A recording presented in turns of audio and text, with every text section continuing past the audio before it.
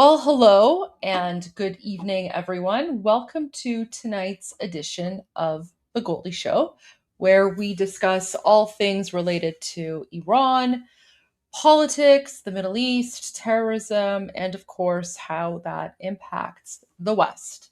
Um, I apologize. I started a little bit late today, and but I have a good reason, though. I have a good reason.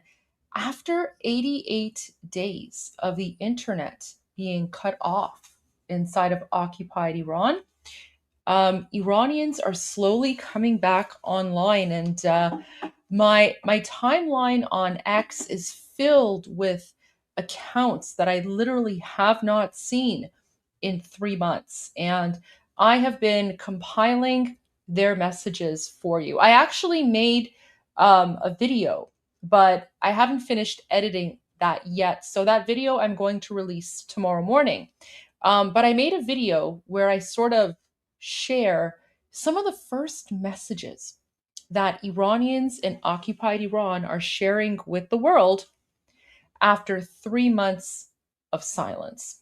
And you're going to be very surprised by what they're saying. So stay tuned for that. Make sure that you're subscribed to my channel and turn on your notifications because that video will be coming out tomorrow morning. And that video is basically a sneak peek, a preview of a longer live stream that I plan on doing tomorrow night because we are getting some new images and footage coming out of occupied Iran that the Islamic regime does not want you to see. So stick around for that. So yeah, I've been a little bit distracted because so many of my friends and people that I've communicated with for the last several years, and I've heard nothing about them. I haven't seen or heard from them in months. They're all slowly coming back online, and that's a big deal because no one knew if they were, God forbid, dead, arrested, in jail. So definitely a big deal. But having said that, we're going to go and focus on tonight's topic, which is President Trump versus the Islamic regime. Deal or no deal?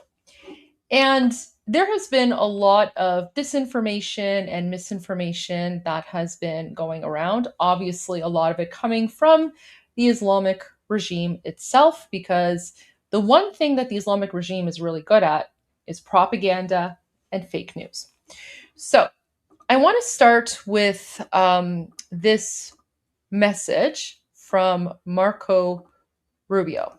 So let me just pull this up, and we are going to get right into it and dive right in. And this video is really important because there's a lot of fake news going around right now that, President Trump is appeasing the Islamic regime. President Trump is, giving up on his, red line of no nuclear enrichment and, all that kind of stuff. Literally nothing is farther from the truth. And, after all this time, it still boggles my mind that the mainstream media takes what the Islamic regime says at face value. Remember, if the Islamic regime's lips are moving, they're lying. So keep that in mind. But let's go to this this clip from Marco Rubio, because this is really important. The audio is not the greatest, so let me turn on the auto-generated closed captions here. Well, the straits have to be open. They're going to be open one way or the other. So they need to be open. What's happening there is unlawful. It's illegal. It's unsustainable for the world. It's unacceptable. I don't know of any country in the world that does. Oh my gosh! Guys! Gandalf is here! Oh my gosh! Guys! Look at this! Gandalf! We haven't seen or heard from Gandalf in so long. Guys, remember, Gandalf is an Iranian inside of occupied Iran. Oh my gosh! Gandalf Chetori! Do you see what I mean? Do you see what I mean? The internet's slowly coming back on now. My gosh, Gandalf, how are you? We missed you.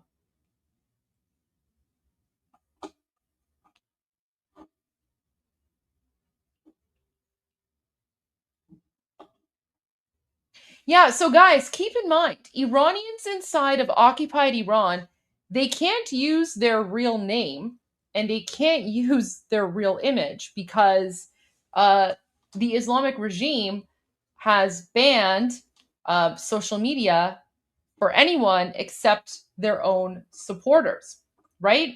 So coming online, um, that's pretty much putting your life at risk, right? So that's why all Iranians, not just Gandalf, but remember Petito, Gandalf, John Peaceseeker, Armin's friend, Jewish Tom, and all of the Iranians that I know on X and Instagram, they can't use their real names or faces online because that's literally putting their lives at risk.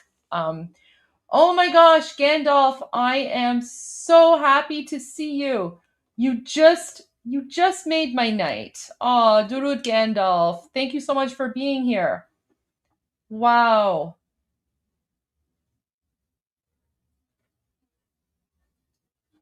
And we have another Iranian that's saying Javid Shahan Shah Durud, which means long live the emperor and hello. Durud, Durud. Wow. Oh my gosh. Oh, Gandalf, we missed you too. We were thinking about you every day. We were thinking about you every day. So good to see you. Oh my gosh. All right. You be safe and you try to stay out of trouble. I'm so glad to see you here. Welcome. And yeah, this is fantastic. Oh my gosh. But Gandalf, I want to say this, okay? Not just to Gandalf, but to all the Iranians who are watching, whether in occupied Iran or outside. Be extra careful with the internet because we cannot trust anything the Islamic regime does. We don't know why they turned on the internet, okay? We don't know. This is not like, don't look at this as like a victory, okay? We don't know why they turned it on. They have something up their sleeves. I don't know if it's new technology to like track and monitor people.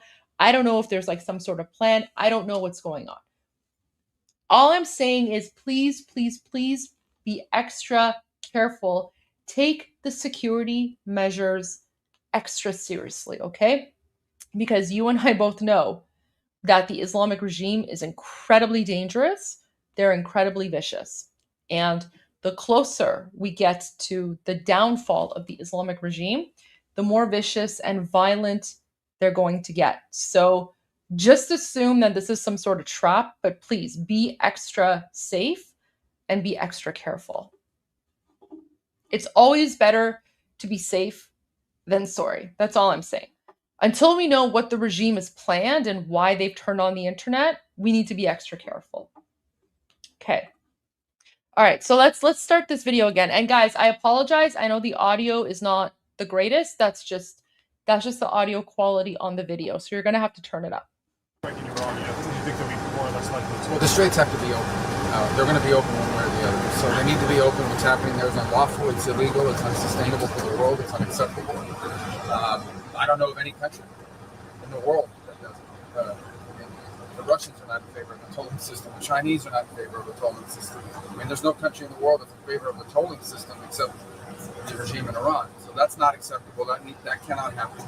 The straits need to be open, unimpeded, without tolls. And obviously that needs to happen immediately as soon as anything's agreed to. Did you guys hear Nicole Cleveroff?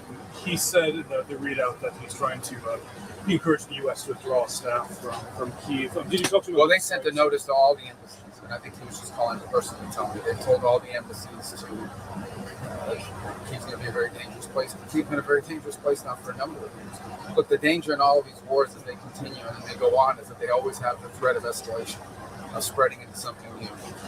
So I spoke to him yesterday about that and a couple other topics, and obviously Putin had asked him to call me to relay the message directly to the president, which I did, but obviously we had already seen the notice sent out to all the diplomatic facilities. And I said, right now there is no active, scheduled negotiations ongoing with Ukraine, but the U.S. is always prepared to play a constructive, helpful role if that opportunity presents itself. Well, what about these big Russian strikes in Kyiv? Some of the biggest, yeah. Well, this is what happens with these wars. I mean, they just continue to escalate. There's a big strike coming one way, the bigger strike coming back, and that's how these things unravel and keep going. And it's why the war needs to come to an end. And look, every time you see these big strikes from one side or the other, it's a reminder of why this is a terrible war that's now gone on longer than the Second World War, and it needs to come to an end. And the U.S. stands ready and prepared to help do whatever we can to help facilitate the end of this war. And hopefully the opportunity will present itself at some point that we can play that role again. But that could be wrong. I mean, the talks in Qatar. No one else has questions? Well, I know you guys don't. Go ahead. The talks in Qatar, the Iranian is the U.S. going to have any sort of representation there? Or how are you getting the message through? Well, look, I think our position is well stated. The president had a very important, I think, historic call just a couple days ago with a number of leaders from the region. I think there's strong alignment and agreement on what a preliminary draft should look like. I think that, like anything with something like this, it's going to take a couple days to settle on, even down to the disagreements over a word, sentence. So we'll have to work through that. If there's going to be a deal, we're going to have to work through that. But this is, it's either going to be a good deal or there isn't going to be one. Okay? Let's go. So when Marco Rubio says this war has gone on longer than World War II, he's referring to the fact that the Islamic regime that occupied Iran back in 1979, that's when they started the war against the United States in 1979. So the Islamic regime started this proxy war, this Cold War, you might want to call it. Sometimes hot, but mostly cold, because they've been using their proxies to attack Americans. So what Marco Rubio is saying is that the Islamic regime started this war 47 years ago, and now President Trump is planning on ending it one way or another. And he's very clear, right? Marco Rubio at the end, he says, what does he say? It's either going to be a good deal or there isn't going to be one. Right? So Marco Rubio says either it's going to be a good deal or there's not going to be a deal at all. Now, guys, just FYI, I am keeping an eye on Fox News because I want to see what Sean Hannity says. We missed Jesse Waters, but Jesse Waters apparently is going live, like he's doing a premiere of his show that just finished up in about 45 minutes. So we're also going to tune in to Jesse Waters because he seems to have a lot to say about the topic of the Islamic regime as well. Now, what Marco Rubio says here, it's either going to be a good deal or no deal at all. That's in line with Trump's policy, right? Because President Trump, again, I'm going to reiterate, President Trump has five core objectives that he has said over and over again that needs to be met. First of all, the Islamic regime has to end its nuclear program. Second, the Islamic regime has to allow the United States to go in and retrieve the enriched uranium, the nuclear dust. Number three is that the Islamic regime has to end its support for its terrorist proxy groups in the region. We're talking Hamas, Hashd al-Shabi, the Houthis, and others. Number four is that the Islamic regime occupying Iran has to severely limit or preferably end its missile program. And of course, the fifth core objective is for the Strait of Hormuz to be opened. Now, none of those objectives have been met. None of those objectives have been agreed to. Okay, wait, Sean Hannity's here. Let's go to Sean Hannity. Runoff between incumbent Senator John Cornyn, Trump-backed challenger, the Attorney General of Texas, Ken Paxton. Results, they're now pouring in. We will likely make a call at any moment. The winner will square off against a radical, woke, far-left Democrat who believes that God is non-binary, neither male or female. Our father, I guess, goes out the window anyway, and also believes that members of the LGBT community, well, he believes there are 6 different genders. If you can name them at home, we'll have a quiz coming up later in the program. Now, we'll have much more on this coming up, along with the latest scandals from the unhinged, Nazi-tattooed communist running as a Democrat in Maine for the Senate, also the latest in Iran. And our friend Dan Bongino will join us to respond to the DNC. They used Memorial Day to shamefully politicize the deaths of U.S. service members killed in action. And this just in, the Associated Press has now projected right now that, in fact, Ken Paxton has, in fact, won this runoff primary against John Cornyn. Anyway, here to help us break this down, Bill Hemmer's at the Billboard. Yeah. Well, that was a quick call. It sure was. Right at 9:01, Sean. Texas has 254 counties. 251 and a half closed an hour ago. There's 2.5 out by El Paso that waited. Guys, I'm not up to date on, my American politics primaries thing. Is this a good thing or a bad thing? Can the Americans, especially from Texas, tell me if this is a good thing or a bad thing, and why? Sean, you can go all over this map. The flip in these counties is extraordinary to me when you go back This is 2.5 months to what we are seeing tonight. Okay. Take you down to Harris County. This is Houston, all right? Population Okay. rank is number 1 out of 254, okay, Sean? These are the results right now. Little more than half of the vote in. Just want to make this point for you. Paxton leads by 29 points. I'll take you back to the primary just 2.5 months ago. Guys, as a former politician, I love this kind of stuff. These sorts of things. I'm a political nerd about this stuff. Oh, Cornyn was a traitor rhino. 30-point swing in 2.5 months, Sean. And that's what we're watching, not just in Houston popping out. I'll bring you back to current data right now as it's coming. This is Tarrant County. This is Fort Worth, just west of Dallas. Again, 57% in. Paxton's up almost 18 points. I could take you back and show you over and over, no matter where I go. Well, just about everywhere I go on this map, I should say, Sean, that Ken Paxton is having a significant night in Texas. So what happens now?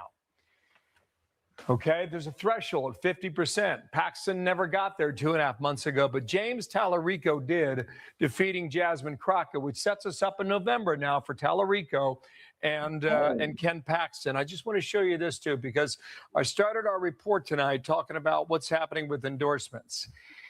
The president has gotten involved in many races. I want to be very specific about the language here. On the federal level, talking about governor's races, House races, and Senate races, this is his scorecard, okay? He has endorsed 8 governors. Now, some of these races weren't real close. They had a lot of competition, but some of them. Trump, I'm sorry, I'm reading this up now. So Trump endorsed Paxton against Cornyn, and then Paxton won. Go Texas. Trump endorsed 8. He won 8 times. U.S. House, 101 endorsed. He won, 101 endorsed in the House, and he won 101. Let me put on the pencil right here and show you this. U.S. Senate, Sean, he has endorsed 8 candidates. And prior to tonight, he had won 8 times. And now you can take the endorsement from 8 to 9 endorsed, and from 8 to 9 winner. Ken Paxton was outspent 9-1. Got the endorsement from Trump, got the endorsement of Wesley Hunt, the congressman who got knocked out 2.5 months ago. And now we got the setup in Paxton and Tallarico. Many Republicans felt if John Cornyn could win tonight, that he could be an easy winner over Tallarico. We'll never know that now. And a lot of Republicans felt that they could save a lot of money too if Cornyn won. But that did not happen. Here's what will happen, Sean, in November. In Texas, probably the most expensive Senate race that we have seen ever. I mean, we were looking at some of the numbers from, I guess it was Georgia in 2020. And David Perdue up against John Ossoff, all the money combined with all the outside groups thrown in together, spent about $500 million. Oh, wow. This primary alone between Cornyn and Paxton, they spent well over $100 million. Guys, if we continue watching this, I'm gonna fall into the dark rabbit hole of the primary news, because again, I love watching. Guys, I don't really watch sports, right? Like sports is not really my thing unless it's like the Olympics or something, right? And I'm cheering on Team Canada. Um, but or like if it's hockey and I'm cheering on the Maple Leafs. Yes, I'm a Leafs fan. But like elections like this is like the equivalent of like a sports game for me. So even like when I'm not like invested in it, like I will watch this because for me, this is sports. So I don't know. I don't know how long we can watch this. I just want Sean Hannity to go to Iran. Yeah, politics is my sport. Forces again Okay, here we pounding go. southern Iran, carrying out strikes against missile launchers and tiny Iranian speedboats that we believe were mining the Strait of Hormuz. And meanwhile, Israel is now upping its military campaign against Iran's top proxy, Hezbollah, with a massive wave of strikes in southern Lebanon. Still, at this hour, peace does remain a possibility. President Trump says the negotiations are proceeding nicely.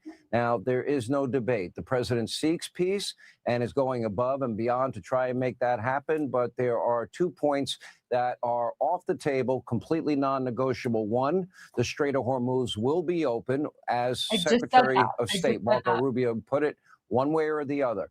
And second, Iran will not have a nuclear weapon or weapons-grade uranium, period. On Truth Social, the president posting the following statement, quote, the enriched uranium nuclear dust will either be immediately turned over to the U.S. to be brought home and destroyed, or preferably in conjunction and coordination with the Islamic Republic of Iran, destroyed in place or at another acceptable location with the Atomic Energy Commission or its equivalent. Being witness to this process and event. Now, if anyone could pull it off, it would be President Trump. We wish him well in this. But unlike Obama, he knows who he's dealing with. Iran's hardline, fourth-tier radical leadership, they cannot be trusted. Thankfully, they're running out of options. They're getting near broke and weaker than they've ever been. In fact, Iran's new supreme leader supposedly warning, we don't know if he's dead or alive, in a statement, death to America, death to Israel. Would become the Islamic Republic's rallying cry, as if that would be new and scary. It's not. Of course, the supreme leader himself might not even be alive. We have still yet to see or hear from him after the very first strike during Epic Fury. Here with more, Fox News strategic analyst, retired General Jack Keane. Ooh, I like it. Okay, I like this the guy. line is very clear in the sand. Apparently, some progress has been made. I'm not briefed in as to what exactly that is. There will be a meeting at the White House in the Situation Room tomorrow, cabinet meeting. How do you see this progressing? Do you believe that progress has been made? And do you think that the president can accomplish that in a peaceful way? Well, first of all, you give you a sense where the Iranians are. I mean, obviously, if they were out mining the Straits of Hormuz, it kind of gives you a sense that how serious are they really taking this? And obviously, we had the authority to do something about it, and we defeated that move clearly, and also the source from which they fired weapons at us as a result of it. Also, what's going on in Lebanon is instructive, too, in terms of where the Iranians' head is. I mean, they're under a ceasefire in Lebanon, and the Iranians have fired, Sean, 900 rockets and missiles into northern Israel, and have flown 1,200 drone attacks in there as well. And the inhabitants of northern Israel have had to flee their homes and villages, as a result of it. And certainly the Israelis are supposedly in a ceasefire themselves, and as a result of it, they can only react defensively. So they can't do offensive operation, which makes them much more vulnerable to the Iranians. I'm setting the stage here for the Iranian state of mind, and where are they and how serious are they about these proposals? It certainly remains to be seen. The first thing, phase one, we're trying to get an agreement, a memorandum of understanding of what the framework will be for the next 60 days of negotiations. So the words here will matter. Straits of Hormuz, number one. We know it's likely going to be open, and the leverage for that is our own economic naval blockade. They open the straits, we remove the blockade. But here's what the Iranians will want. They want authority over it, even though it's open. Certainly, we're not going to tolerate any fees, but they still want to be in charge of the process. We cannot let that stand. We can't have any words that implies that Iran has territorial rights over the Straits when international law recognizes it as international waters, and freedom of navigation has got to be there. So we have to insist on that, and I'm confident we will. Then we go into the tougher parts that you just laid out, Sean. And there's nothing easy about what's going on here, because the Iranians, we know for a fact, don't abide by treaties. They've been a party to the Non-Proliferation Treaty for years. They're signatories to it. And that means, you don't acquire a nuclear weapon. What have they been doing for the same amount of time that they've signed that treaty, is trying to acquire a nuclear weapon.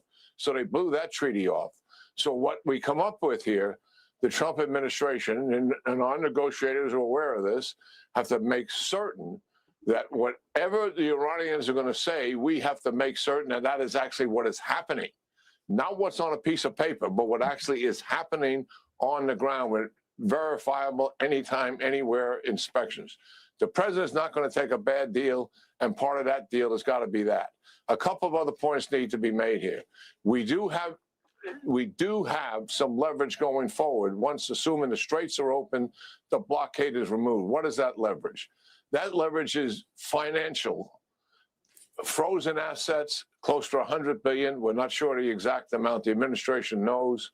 And also sanctions. Olive oil? Iran is going to want that early on. Why? Because that's going to help them to recover and to exist as a regime. We cannot do that. That is what Obama did, and I'm confident the Trump administration is not going to do that. Something we have to understand, though. I believe in the Iranians' mind, given the length of negotiations, 6 weeks so far have taken place after 37 days of war, I believe in their mind there's less likelihood as we get closer to elections and the negotiations go on for 60 days, that there's less likelihood the Trump administration would reattack if the deal falls apart and it's unsatisfactory. I think that's a calculation that they are prone to make, and it's also a mistaken calculation because you cannot predict President Trump here. He is holding that card, and if he has to use it, I think he would use it, regardless of the reality of the elections. He's in this for the interest, U.S. national interest in the region, which are vital, and also the protection of allies and partners, as well as the future stability of the world economy. So we got a lot of work in front of us here, Sean. None of this is going to be easy. And we know who we're dealing with here. We're dealing with people who lie. We're dealing with people who have cheated in the past. And despite all the promises they make, we have to hold them accountable to their words and to their signature and make certain they are really coming through if we're going to have a deal that's going to be effective. It's got to last beyond the Trump administration. The Iranians will have it in their mind, okay, we'll make a deal with Trump, but we'll turn that right around as soon as we get somebody else to play with. That cannot be what we are a party to. General, the president has said no dust, no money. The blockade remains in place. The president did throw the world and the region a curveball. Those are the conditions that I was mentioning. Kind of insisting that every country in the region join the Abraham Accords. Do you see that as a possibility? Yeah, well, the real focus here is Qatar, but really it's Saudi Arabia. So Egypt, Jordan, and Turkey, they already have diplomatic relations with Israel. They're not part of the Abraham Accords. The UAE and Bahrain, who are also obviously partners in the discussion the president had, they are part of the Abraham Accords. So the focus is really on Saudi Arabia. And listen, I think there's some real pressure we should put on them. I mean, Saudi Arabia, put pressure on the president when they would not let our airplanes fly out of Saudi Arabia when we were trying to open the straits in Operation Freedom. Remember that? You can't trust them. And we couldn't use their airspace either, which is a huge piece of ground. That reduced us to only carrier-based aircraft. That is absolutely outrageous. Well, and no, Saudi that's Arabia history. came back again with the other Arabs just recently and putting more pressure on the administration, saying, listen, we got to make a deal here. We shouldn't reattack because we're afraid that the Iranians are going to retaliate against our oil and gas infrastructure. They didn't ask us to help defend them like we're doing with Israel. Yeah. We could do some of that. But the reality is here, we should put some real pressure on them. I think the president's got a great idea here. put pressure on this country. It's a little tiring to hear them talk publicly one thing and privately another. Let's get them to really make some real commitments here to where we're going. And it's not just about their own self-interest. It's about the regional stability that we're looking forward to here as well. General Keane, thank you for that analysis. It's important. Hopefully this will turn out the right way for the There's world, a the lot region, to unpack. and peace will There's prevail a lot in the to end. unpack All right, there. yesterday was Memorial Day. While most Americans were rightly honoring America's heroes who sacrificed everything for our country, the DNC published this now disgusting, now deleted post politicizing the deaths of service members killed in action under President Trump. The Department of War calling it, quote, one of the most classless, disrespectful, vile posts ever. Here to respond to that, Fox News contributor, our good friend, former FBI Deputy Director Dan Bongino. I don't know, there's certain things that make my blood boil, Dan. Things like this is one of them. I can't even explain the fury I feel that they would do something that disgusting. Yeah, on Memorial Day. And it's not Trump's war with Iran, it's Iran's war with us. They forget about the Khobar Towers, the Beirut attacks in the Marine barracks and the embassy bombing, the explosively formed penetrators in Iraq, the Hezbollah proxies, the Cafe Milano planning, the persistent plotting against President Trump. It's amazing with the Democrats. This is a party that just cannot get out of their own way. I've never seen a party like step on their own cranks as much as the Democrats. Like whenever there's Trump says an 80-20 issue, I don't even buy it. When there's like a 95-5 issue, the Democrats have a knack for always taking the 5. They're like, someone sat around at the DNC or whatever, and they were like, on Memorial Day, how about we put out a post crapping all over the president and the military? And they were all like, yeah, that's a great idea. And then you wonder, like, hey, man, what should we do about men in the women's room with little girls? They're like, yeah, you know what? We're all for it. What about men in women's sports? That sounds great, too. Then I'm like, how about getting kids out of crappy schools and like giving them things like, school choice? They're like, nah, we don't really need that. I mean, it's amazing. Like they have the political impulses of like a deer tick, and they wonder why they can't win back working class voters. And Sean, it's really stunning. I mean, who thought that tweet was a good idea? The answer, the Democrats. Yeah, and they want open borders and amnesty and sanctuary cities and states and defund the police. They vote for the highest tax increase in history. You were on my podcast, and thank you for coming, by the way. And you spent a lot of time with us. And one of the things that you said is something that many other people off the record, top sources, the people that would know. And I did ask you as it relates to Iran. I said, Dan, you had access to information none of us have access to. Did the president of the United States have a choice when it came to the issue of Iran and epic fury and the nuclear dust that is now discussed daily?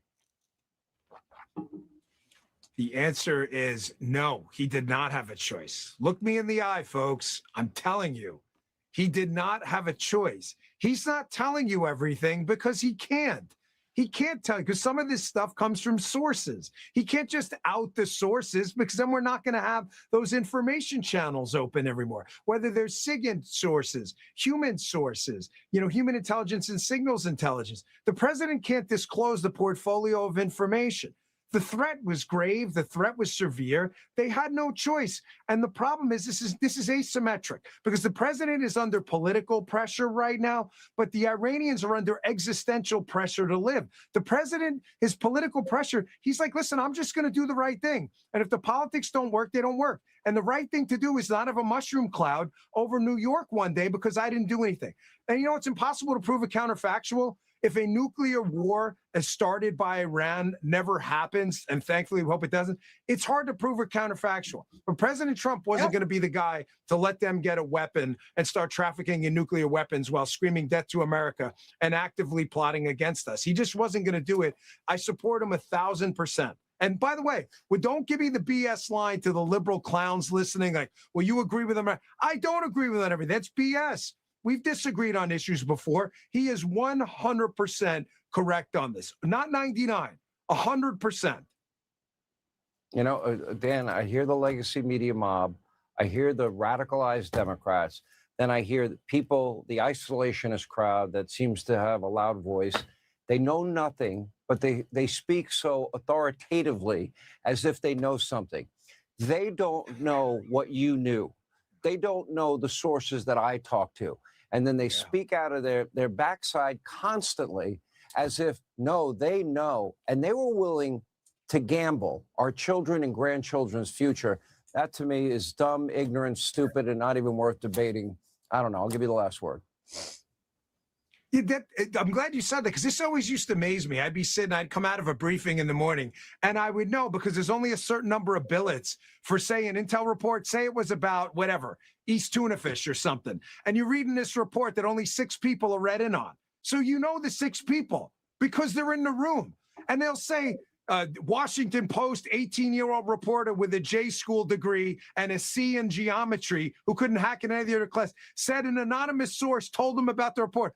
It's crap. He didn't read the report. He wasn't even one of the 6 people in the room. You're just totally fudging it and making it up. It was almost comical seeing from the inside. I'm really sorry if you believe these idiots in the media. Ooh, he said the I word on mainstream media. I don't know what they are half the time. If you want to hear really interesting commentary, watch Dan on my podcast, Hanging Out with Me, Sean Hannity, because where do you hear how he interprets the burn bags and how they were left and who he thinks left them and how it was, he believes, probably done by a patriotic American.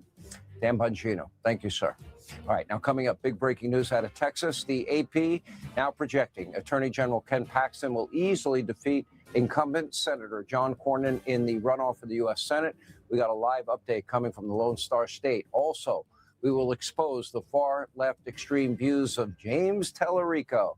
That is the Democrat Paxton will be running against. Oh, you're in for a treat. This guy is, well, let's put it this way, more radical than Jasmine Crockett. Straight ahead. Wow. Hey. Let's say you woke up with a sore throat and fever. Oh no, it's the weird American commercials again. Oh no. Okay. So what I want to do now, I want to break down what General Keane was saying in his interview earlier with Sean Hannity. Because here's the thing. The retired general, and I have a lot of respect for him. And I will go to your super chats right after this as well and answer some of your questions and comments.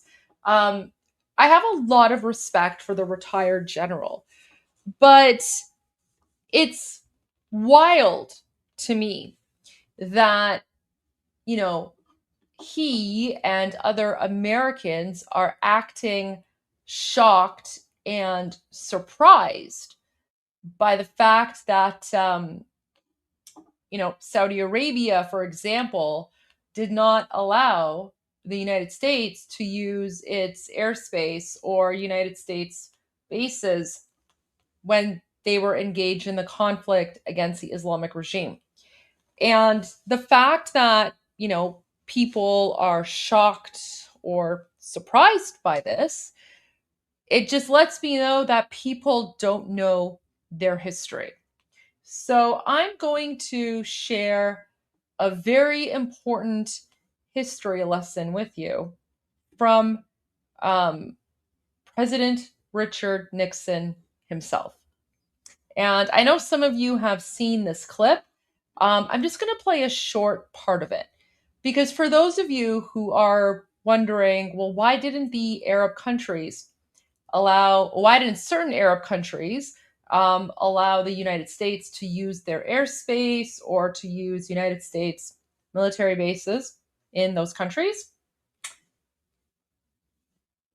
Let's just watch this. So if you're surprised by the fact that the Arab countries were not openly supporting the United States during this conflict with the Islamic regime, you shouldn't be. So let's watch this. Let me just make the screen big here and just short little history lesson. I saw the Shah the last time in Mexico, at Cuernavaca, Mexico. He was then in the last phases of terminal cancer, although he would never admit it or talk about his own problems at all. But he was quite thin and quite pale. But his head still as active and sharp as it had always been. He's a very intelligent, introspective man. And he said that what concerned him about the way he was treated by the United States was not that the United States was for him or against him, but was the uncertainty of the policy. He says there's nothing worse when you are confronted with revolutionary and rebel forces and uncertainty insofar as support is concerned. One day, for example, he said statements would come in, public and private, from Washington indicating total support and urging him to stand firm. The next day, there would be some story leaked from a high-level aide, printed all over the world and given particular credence in Tehran, to the effect that lower-level or second-level people in the administration were meeting with Khomeini and others who were out to knock the Shah off or out, as the case might be. And then the next day, there would be a story to the effect that in the event that the Shah left Iran or was overthrown, the United States would be prepared to accept any government that the people chose. Well, he said all of this had the effect of encouraging his enemies and, of course, discouraging his own supporters. He said that was a mistake. And I believe it was a mistake, too. As a matter of fact, what happened to the Shah, I think, could only be interpreted in that part of the world and other parts of the world as well, is that it is dangerous to be a friend of the United States, and it may pay to be an enemy. I think what we have to understand is that the Shah was the best friend of the United States in that area, in the whole Persian Gulf area, and it was Israel's only friend. The Shah, we must remember, in the 1973 war, furnished oil for our Mediterranean fleet when the other countries in the area had cut it off. And the Shah tied down. Did you catch that? In 1973, during the Yom Kippur War, every single Arab country in the Middle East cut off oil supply to the United States. The only country that refused to get involved in that embargo, the only country that refused to stab the United States in the back, was Iran. And that was the decision of the Shah of Iran. Let's play that again. The Shah was the best friend of the United States in that area, in the whole Persian Gulf area, and it was Israel's only friend. The Shah, we must remember, in the 1973 war, furnished oil for our Mediterranean fleet when the other countries in the area had cut it off. So there you go. Anyone who knows about the 1973 Arab oil embargo shouldn't be surprised by the fact that in 2026, those same Arab countries refused to support the United States. Those same Arab countries refused to allow the United States to use their airspace. Those same Arab countries refused to allow or did not allow the United States to use their military bases in those countries. Yes. So guys, look it up. The 1973, so here it is. During the 1973 Yom Kippur War and subsequent Arab oil embargo, the Shah of Iran, by the way, Iranians were not Arabs, right? So that's why it's called the Arab oil embargo. The Shah of Iran deliberately supplied oil to the U.S. Mediterranean fleet after Arab nations cut off shipments to the West. Iran refused to join the embargo, continuing to produce and export oil to the United States and its allies. There you go. So for those who are, wondering, this is why I'm like, no one should be surprised by the fact that during this particular conflict, none of the Arab countries stepped up to the plate. None of the Arab countries even allowed the United States to use their airspace. Because history has a way of repeating itself, right? And anyone who's familiar with the 1973 Yom Kippur War and the Arab oil embargo knows that when push comes to shove, you cannot rely on those countries. You just can't. And I think President Trump knows that. I mean, Israel 100% knows that because Iran was always an ally of Israel until 1979 when the Islamic regime took over. And I have a feeling, guys, that what's happening right now is that President Trump knows. President Trump knows who he can and cannot rely upon. Israel as well. Israel knows who they can rely upon. And Israel knows that their biggest ally in the Middle East is the nation of Iran, the Iranian people. And of course, His Royal Highness, the Shah of Iran, Reza Pahlavi II, right? So I believe that Israel and the United States do have a vested interest in overthrowing the Islamic regime. I believe that 100%. How we get there is a different matter. How we get there, I cannot predict. But I have a feeling that that is the end goal.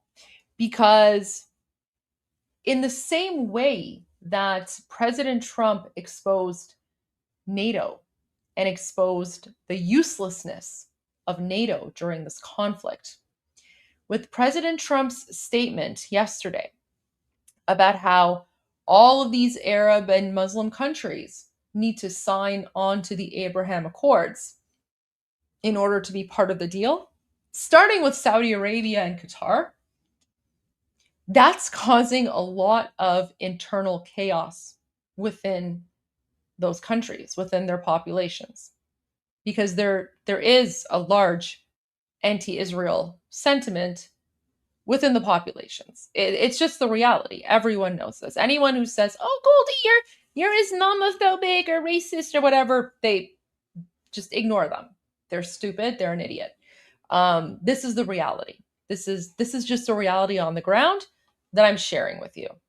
And if this reality makes you uncomfortable, too bad, because that's how the Middle East is. The Middle East and Middle Eastern politics and Middle Eastern relationships and Middle Eastern, geopolitical analysis, very different than geopolitics when it comes to Europe or North America or elsewhere. So, okay, let me go to a few of your super chats and questions and comments, and then I will continue. Guys, I just want to say I did see all of your comments about my cough. Thank you so much. That was a pinned post from last night. I was actually supposed to do this live stream yesterday, but I was having a bit of a cough, so I decided to call it an early night, get some rest.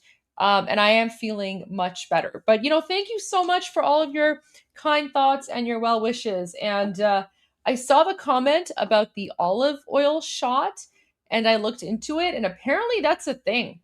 So I don't know, maybe I'll just do like a shot of olive oil. I don't have like fresh pressed olive oil. I just have like extra virgin olive oil, but maybe I'll do a shot of that anyway. But for now, my cough seems to have gone. So I'm doing much, much better. Thank you, guys. Okay, let me just go to a few of your comments really quick. I think PJ is from inside of Occupied Iran, not a super chat, but he says, we tried to get VPNs. The Chinese shut us down. Yeah, that's a challenge.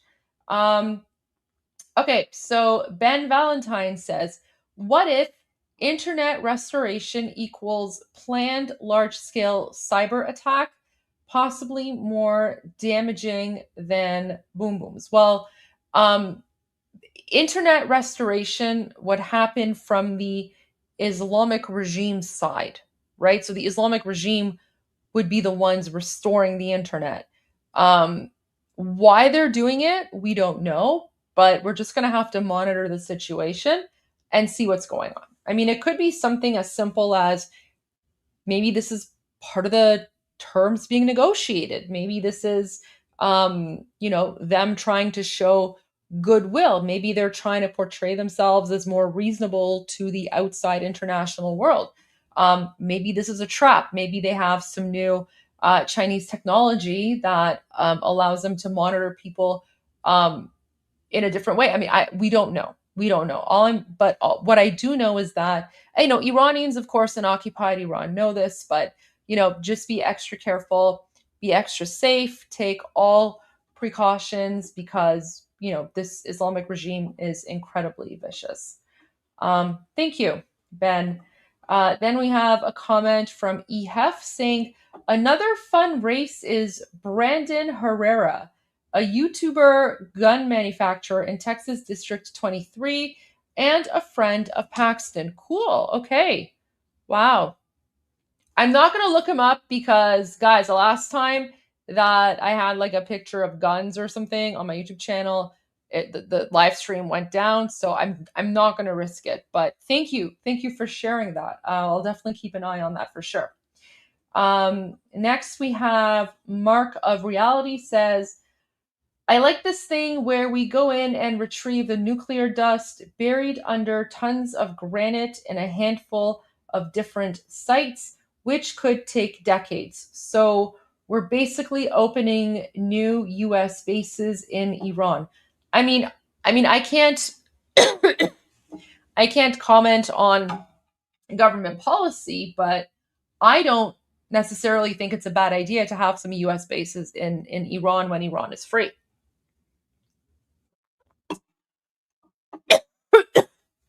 Seems like my cough might be coming back.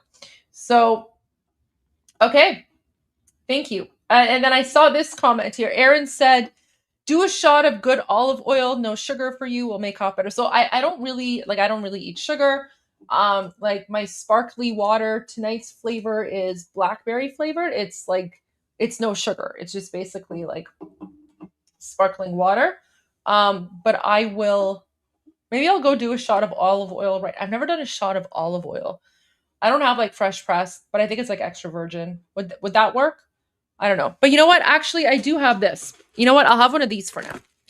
I'll have my Ricola. So it's honey lemon. Guys, it's probably, honestly, it could be my allergies as well, because usually like around this time when, pollen and stuff comes, like I start getting a little bit more dry throated. So anyway, there we go. But I'll try the olive oil and I'll see what happens. And then a good question, not a super chat, but good question from Tom for Life, who says, Goldie, were those 4 IRGC guys that got boomed in Iraq high-ranking members? We don't know yet. We don't know. We're still waiting for news, but we don't know. So there you go. But oh man.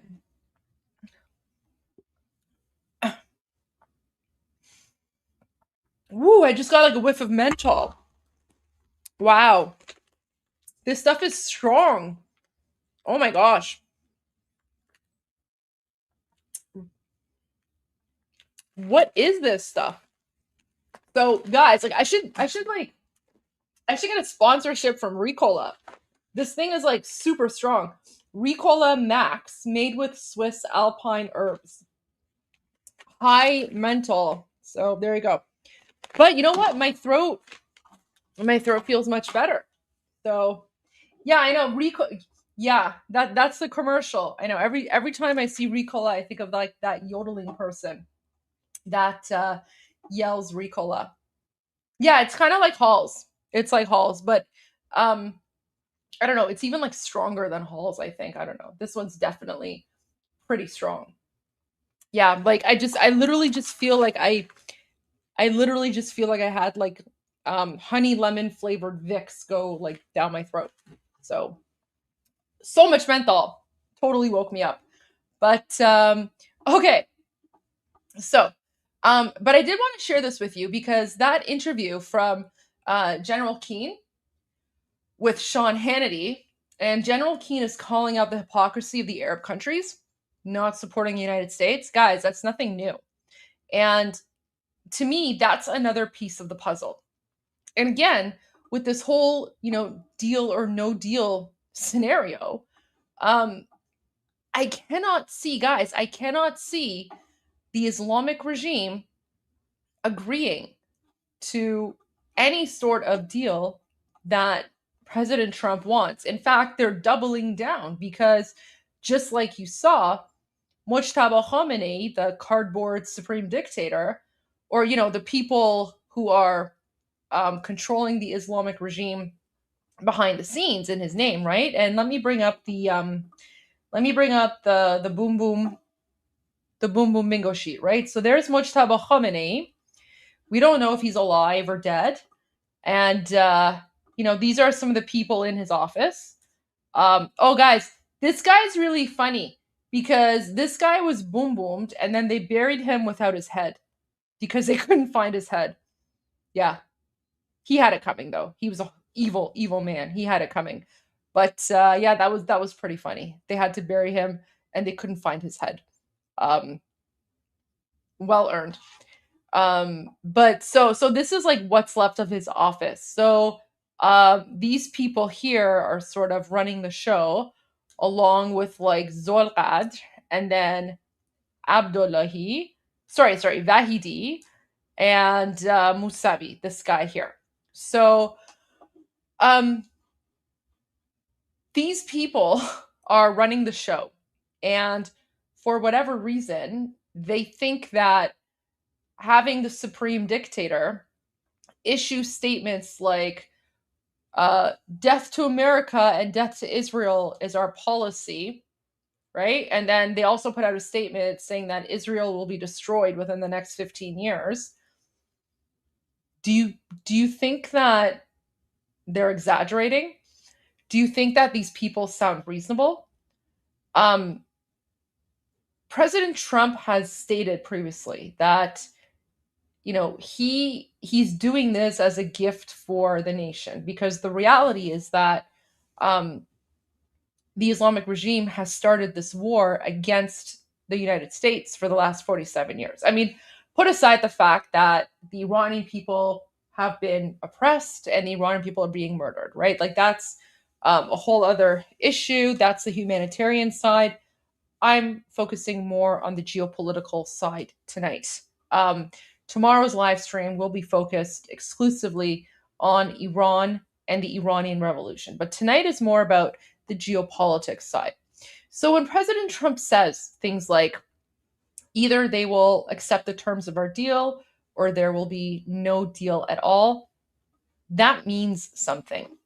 And when you look at his Truth Social posts, okay, let me pull up. Oh, wait, before I do that, I think Jesse Waters is starting. Okay. So this is going to be very interesting. Let me just pull this up here. Let me just have my screen ready to go. So this is from Jesse Waters' earlier broadcast where he says, Fox News host Jesse Waters evaluates whether U.S.-Iran negotiations stand as senior Trump administration officials assert no dust, no deal on Jesse Waters Primetime. So this was aired earlier today. So guys, this is big. This is big. Like, no dust, no deal, right? And guys, there won't be a deal because the Islamic regime will never agree to this. Even if the people that President Trump is negotiating with agree to something on paper, the radical elements within the Islamic regime, right? Like these radical Durka jihadis, they will never agree to implement it, because if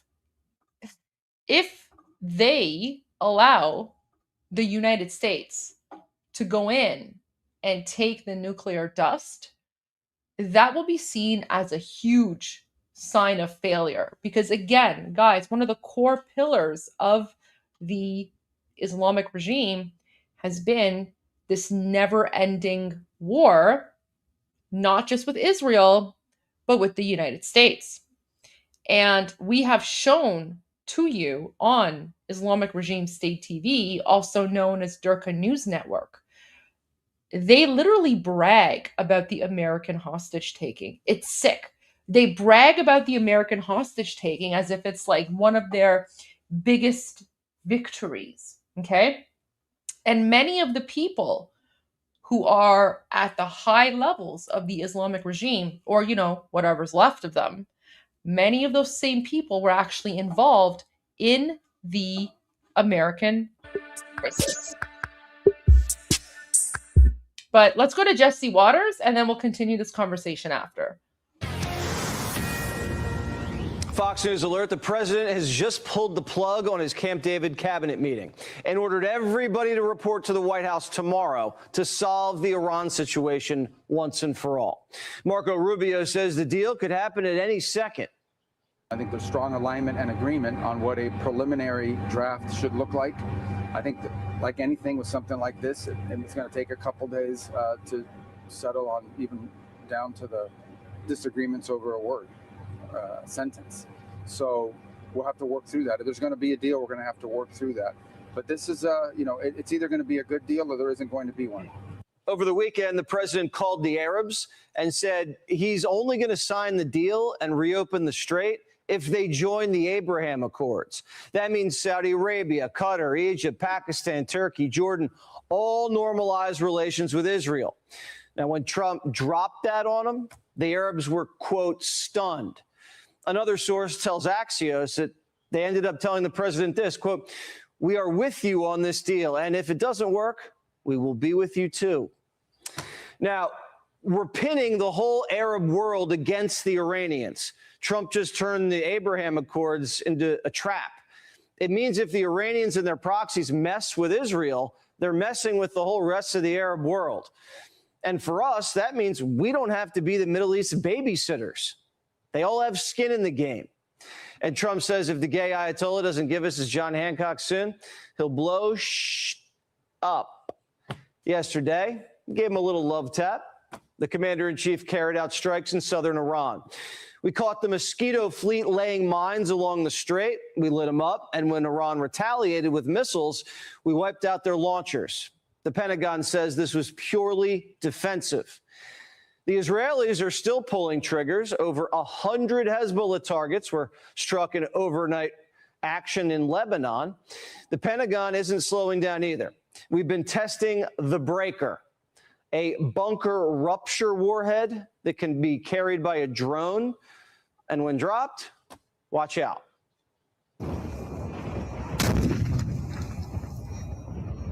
Now, are we going to use the Breaker to shake loose the uranium?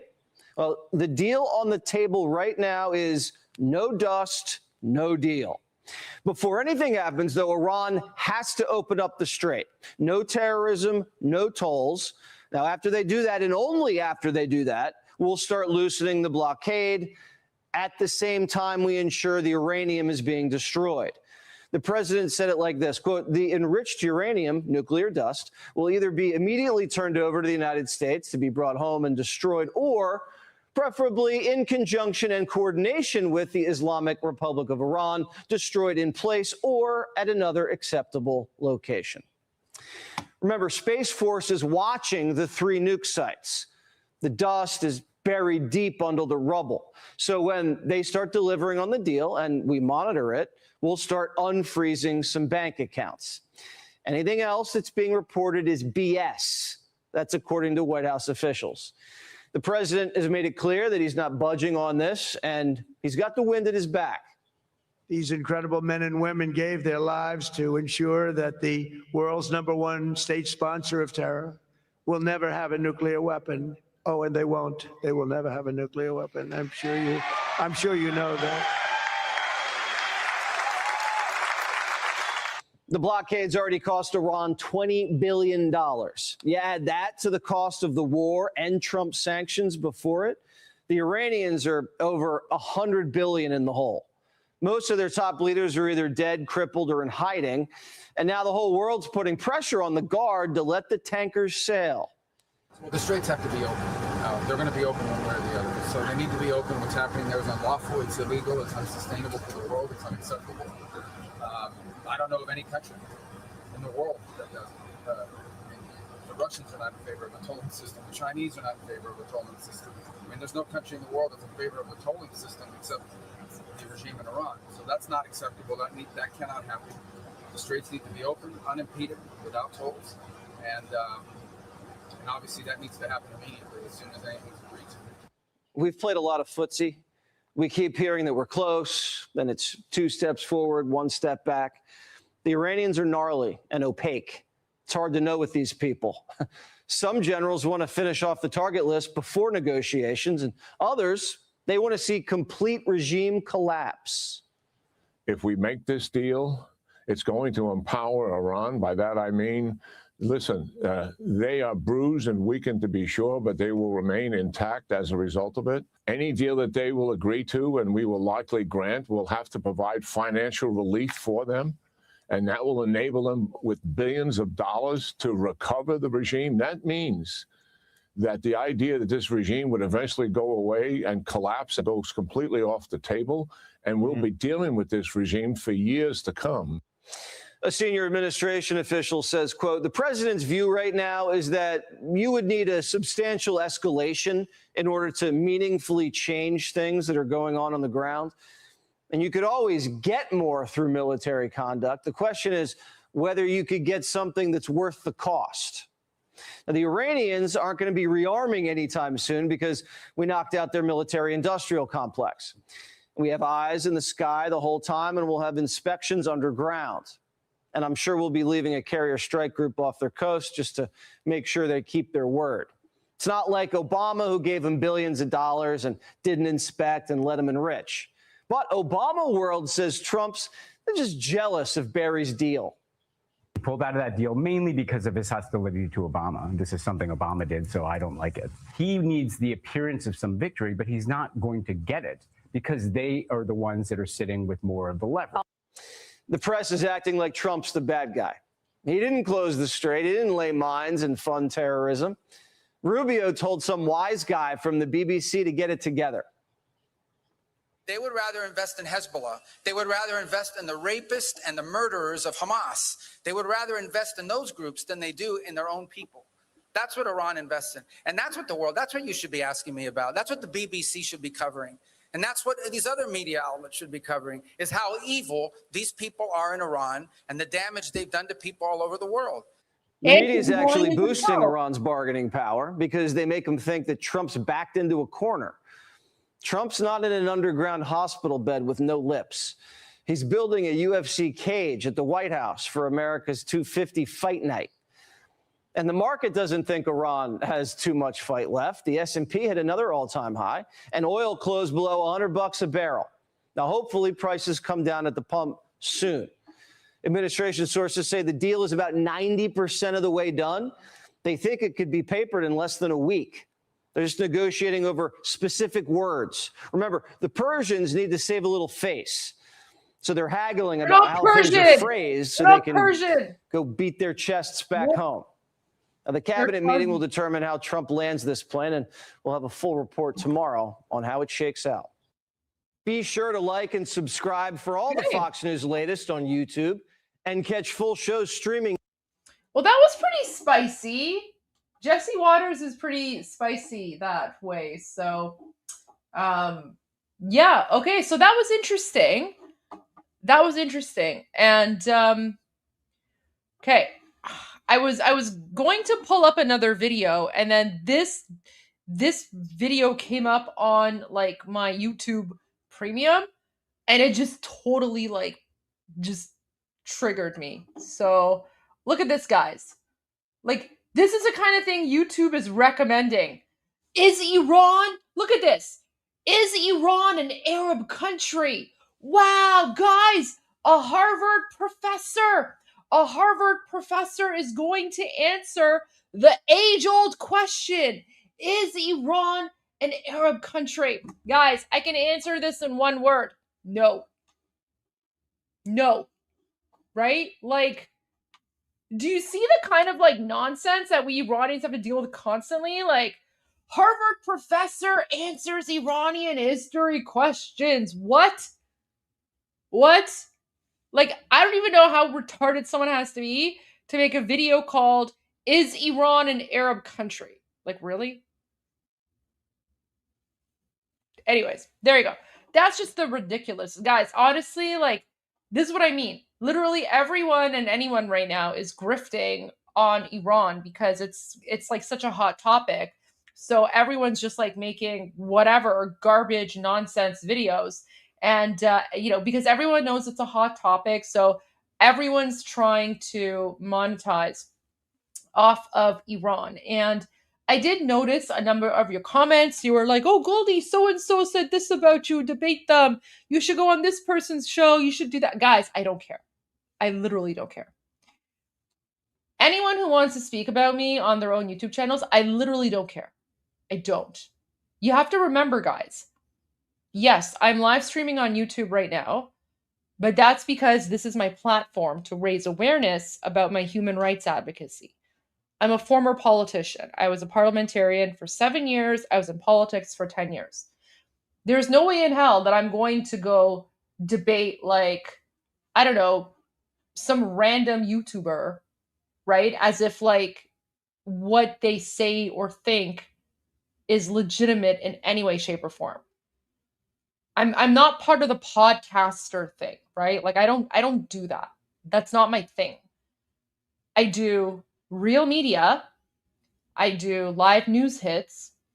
I come on YouTube and I raise awareness, right? This is my platform to raise awareness about the very real and legitimate issues. I'm not interested in speaking with so and so who has like no university education, no geopolitical analysis or expertise or anything like that. If and when, we do bring people on Iran Revolution Live, there's a reason for that. There's a reason for that. Like, we've brought on Tommy Robinson, great guy, love him.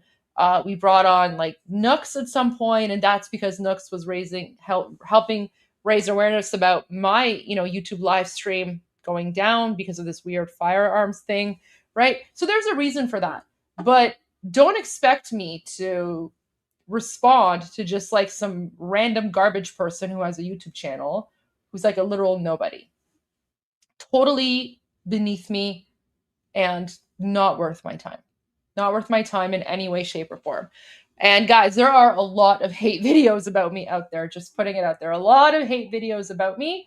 And these people are desperate for attention. Like, that's why they do it. They put these videos out there about me because they want me to legitimize their existence. I don't watch the videos.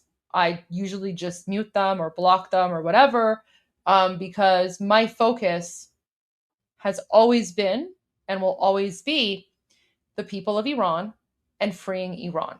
So my role, my purpose is to amplify their voices. And of course, in the meantime, provide geopolitical analysis as well, because I love geopolitics. I love, all that fun stuff. That's literally my bread and butter.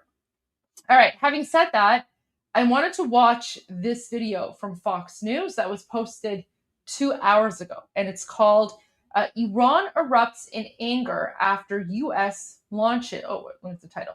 After U.S. launches self-defense strikes amid ceasefire. So again, this goes to the whole question of deal or no deal, right? Because the other thing that's happening is we're experiencing one of the least ceasefires I've ever experienced, right? And I'm speaking about all of the various attacks, the missile strikes, the IRGC targets that were eliminated, not just last night, but there's a number of them in Iraq as well.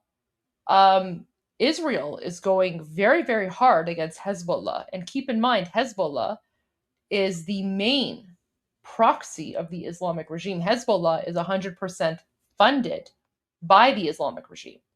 And it seems like Israel is using this opportunity during the ceasefire with the Islamic regime occupying Iran to exterminate Hezbollah. And that's not a small thing, because Hezbollah is connected to the Islamic regime. Hezbollah is one of the main paramilitary proxy forces used by the Islamic regime, not just to go after Israel, but Hezbollah is also used to murder the Iranian people who rise up to overthrow the Islamic regime, right? Because the Islamic regime is a foreign occupying invader with a foreign ideology, right? That's why they need foreigners from Hezbollah, from Hashd al-Shabi. They need Afghanis, they need Pakistanis, they need Palestinians. They need all the Nigerians, Ugandans, right? All these non-Iranians. The Islamic regime relies on these non-Iranian jihadi terrorists to suppress the Iranian people. If that's not the definition of a foreign occupation, I don't know what is. But let's watch this video. Oh, wait, I see a few. What's going on here? Okay, I see a few super chats. Let me go to the super chats really quickly. My Lack Bay says, my wife said boil mint leaf and add quality honey, then drink the water. Thank you, I will. So I'll definitely do that. So my sort of go-to has been this recipe that my mom, gave to me. And it's basically you take, just fresh ginger, you grate it, you add lemon and honey, and then you pour boiling water on top and you kind of drink that. And that really does help. But I think like that would be really good if you add some mint to that as well. I think that would be excellent. But thank you. I will definitely try that out. So mint and honey. Thank you. And thank your wife on my behalf. Benjamin Bigger says, if Trump leaves the IRGC in control, is that, in my own opinion, slap in the face to the people? I mean, so President Trump did say that when the operation is done and when he's done the mission, the Iranian people will be able to rise up and take over their country. Now, we know that President Trump's mission is not complete because he himself said on Air Force One, when he was flying back from Beijing to the United States, at that point, he said that the excursion to Iran is only about 70 to 75% done. The way that this is happening right now is that whether or not the IRGC accepts President Trump's deal or does not accept President Trump's deal, it's going to collapse regardless. If the Islamic regime accepts the terms of President Trump's deal, that is, in essence, surrendering. Why? Because the Islamic regime is pretty much giving up all of its strength, all of its might, and that includes stopping funding its terrorist proxy groups. And the terrorist proxy groups are used to suppress the Iranian people who are trying to rise up. So if the Islamic regime accepts the terms of President Trump's deal, that will be seen in the eyes, not just of the Iranian people, but in the eyes of the supporters of the Islamic regime as surrender.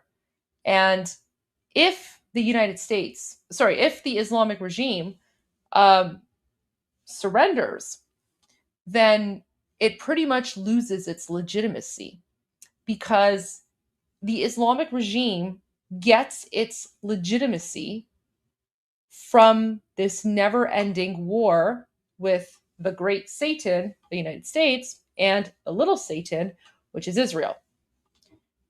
The entire ideology of the Islamic regime revolves around this revolution, this jihad, this, never-ending war.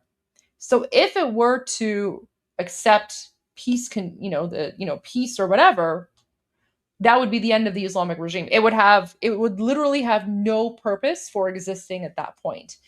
We already know that the Islamic regime will never accept President Trump's deal, because that means the end of them. And even Mujtaba Khamenei today, right? Let me pull this up for you guys. So the supreme dictator, or the people who are running the scenes behind the show, or running the show behind the scenes, right? They put out this statement. Let me bring it up for you guys. So, where was the statement from? Statement, right? Like in quotations, because let's find it. This was from earlier today. I know I saved it somewhere.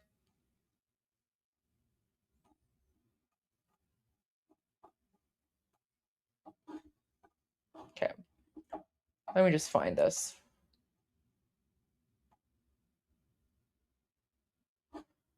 Where is it? All right, let me find this. And it was somewhere.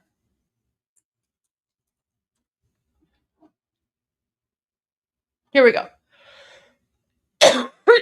So, this is a statement from the cardboard supreme dictator of the Islamic regime. Supposedly, right?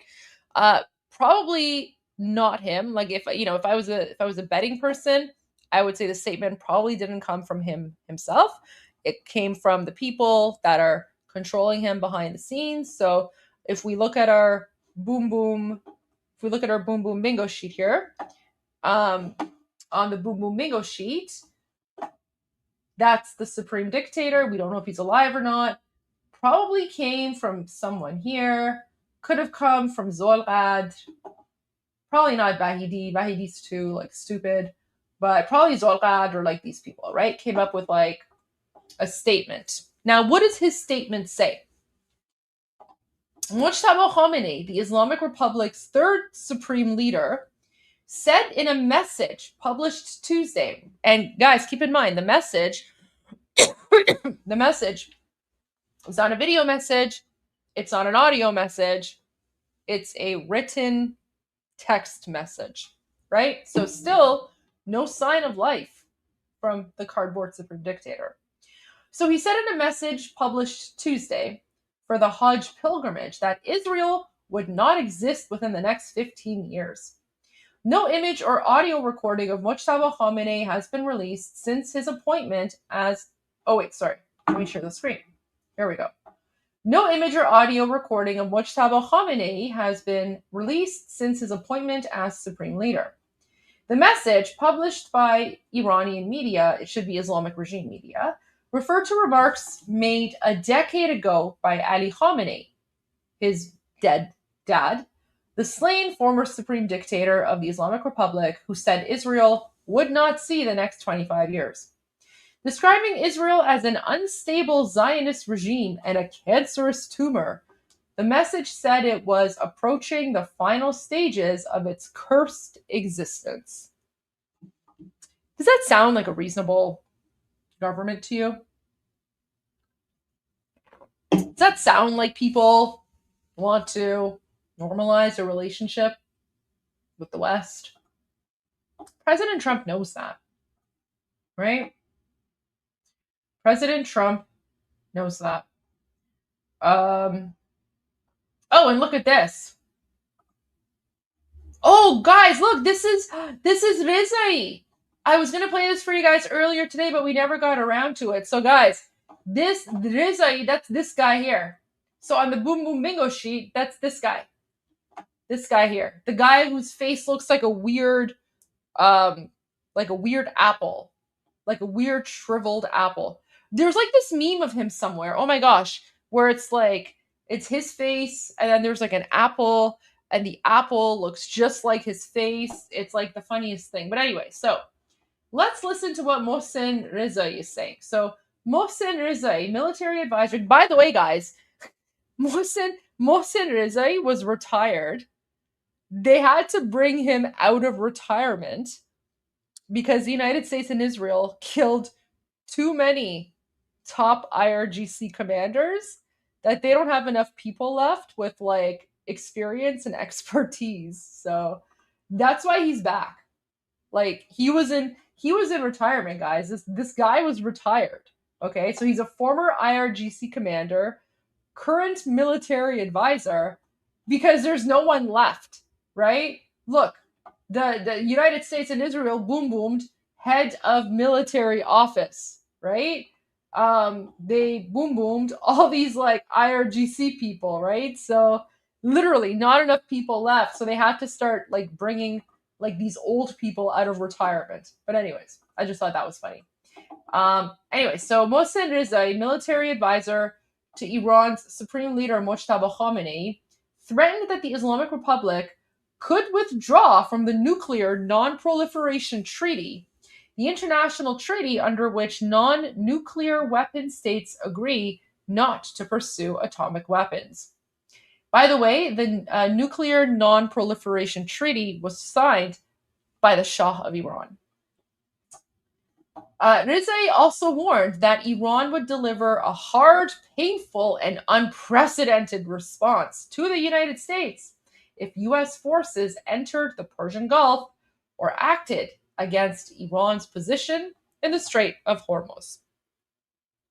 Let's see what he says, and then you guys tell me. I mean, it's got subtitles here, so just read the subtitles, and then you guys tell me if this sounds like a reasonable, logical, rational actor that is willing and prepared to make a deal with the United States. Okay, so he says this is the last stage. That all of these 47 years, by the grace of God Almighty, Allah Almighty, will find a destiny that we will establish security in Iran for the next 50 years.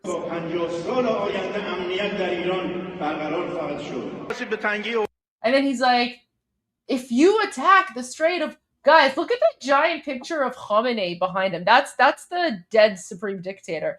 These guys are coping hard. Like, this is a really hard cope. The guy's dead. Like, is it not weird? Is it not weird that the former supreme dictator is dead? You supposedly have a new supreme dictator.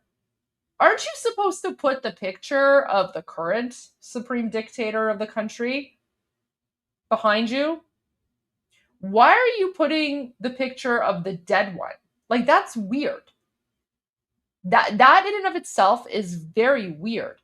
Because when Khamenei was alive and people were doing speeches like this, they would still have his photo. They wouldn't put the photo of the previous supreme dictator, Khomeini, right? Like, they didn't have like the Aftabe guy. They would have Khamenei. But now that Khamenei's dead and there's technically a new supreme dictator, they're still using the picture of the old one. That in and of itself tells me, like, that in and of itself sends me a signal that I don't even think they see the current supreme dictator as a legitimate figure. I mean, assuming he's alive, right? For all we know, he's dead.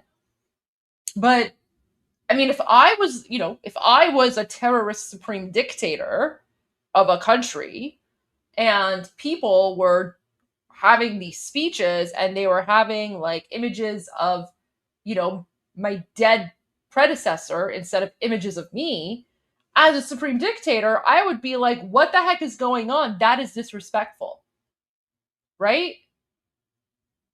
So why are they having the picture of the dead one and not the current one who is supposedly very much alive and in charge? So many questions, guys. So many questions. Like, this is hard cope. Hard cope. Okay, anyway, so let's continue. So Rezai continues and says, if you attack the Strait of Hormuz and enter the Persian Gulf, first we will give this answer. Hard, painful, and unprecedented. Guys, they're going to use the Mexican drones. Remember the Mexican mariachi drones? That's probably what they're going to use. Hard, painful, and unprecedented. Second, he continues. Second, the naval blockade that we have waited for so far and did not attack. We will break the naval blockade. So Mohsen Rezai is literally threatening to break the naval blockade, as if the Islamic regime can somehow go after the United States ships.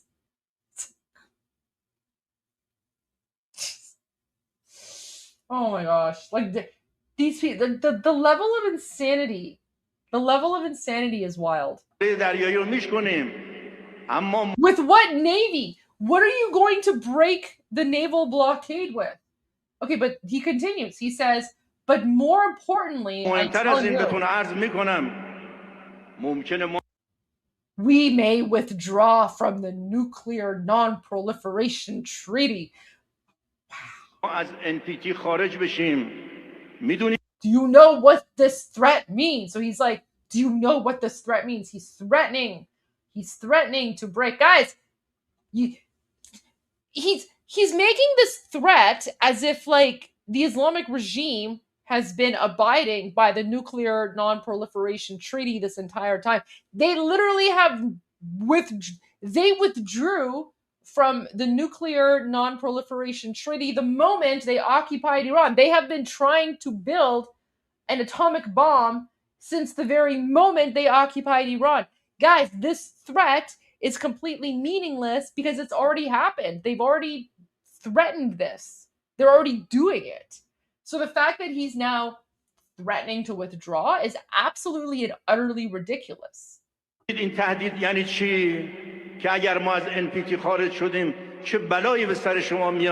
like, do you know what this threat means? That if we withdraw from the NPT, what will happen to you? He's like, so turn back. He's like, retreat, basically. He's like, retreat. So he's saying to the Americans, retreat, do not commit suicide. Wow. So there you go, guys. Americans, you should be very scared. You should be very, very, very scared right now. So, yeah, there you go. There is Mohsen Rezai. Okay, let me go to the next super chat. Tom for Life sent an American flag. Thank you. I love that. Thank you, Tom.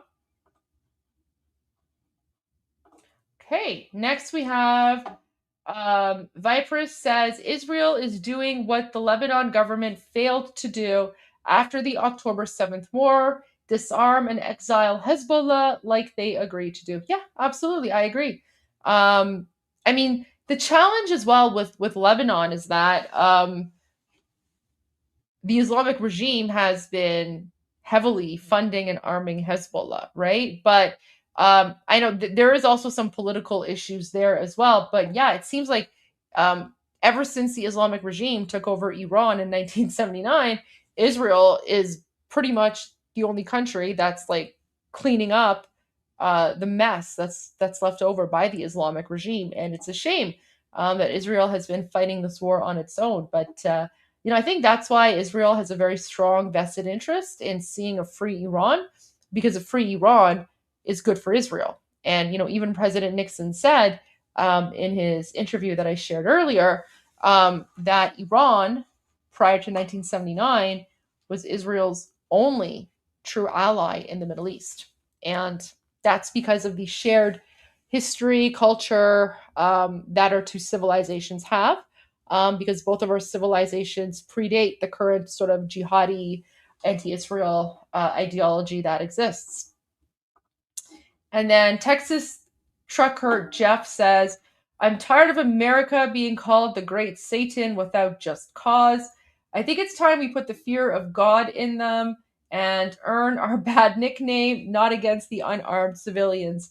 Guys, you're not the great Satan. That's just a projection, right? The Islamic regime itself are the demons. They're worse than Satan. So they're just projecting that on you guys. But yeah, guys, we're all tired of it. Like, even us Iranians, we're sick and tired of like this just utter garbage propaganda coming from the Islamic regime, because it's unnatural to us. It's unnatural to our history. It's unnatural to our culture. Prior to 1979, Iran was one of the biggest and most important allies of the United States. And in fact, the Shah of Iran actually, during one of his state visits to the United States, he actually spoke in Congress, and he addressed United States members of Congress, and he spoke about the friendship and alliance between the United States and Iran. So yeah, the whole great Satan narrative is utter nonsense, and you don't need to earn that bad nickname. We know that you guys are going to go after the IRGC, and we support you guys the same way we support Israel for that. So yeah, but we're all tired of it. I mean, the only evil ones here are the Islamic regime itself, right? But we love America, and we can't wait to go back to that friendship when Iran is free. Okay. Oh, my browser lost connection to audio. I need to reshare this. Give me one moment, guys. Share screen. All right, here we go. So I've been meaning to watch this news clip. Let me bring it up. Okay. All right, 2 more super chats, and then I'll go to the news clip. So Oh My says, dumb question. No dumb questions. We're here to learn, so I'm happy to answer any questions you guys have. If the Iranian people win, not IRGC, would the Iranian people want to change the country name spelling or keep it the same? So we are going to keep the name Iran. Right now, the current official name of the country is not actually Iran. Did you know that? Let me bring it up for you. The current official name of occupied Iran is the Islamic Republic of Iran. Right? So, to answer your question, I mean, I guess yes, we are actually going to change the name of our country, because we're going to get rid of the Islamic Republic part, and we're just going to go back to Iran, because the original name of the country is Iran. The word Iran goes back thousands of years. The word Iran predates Islam.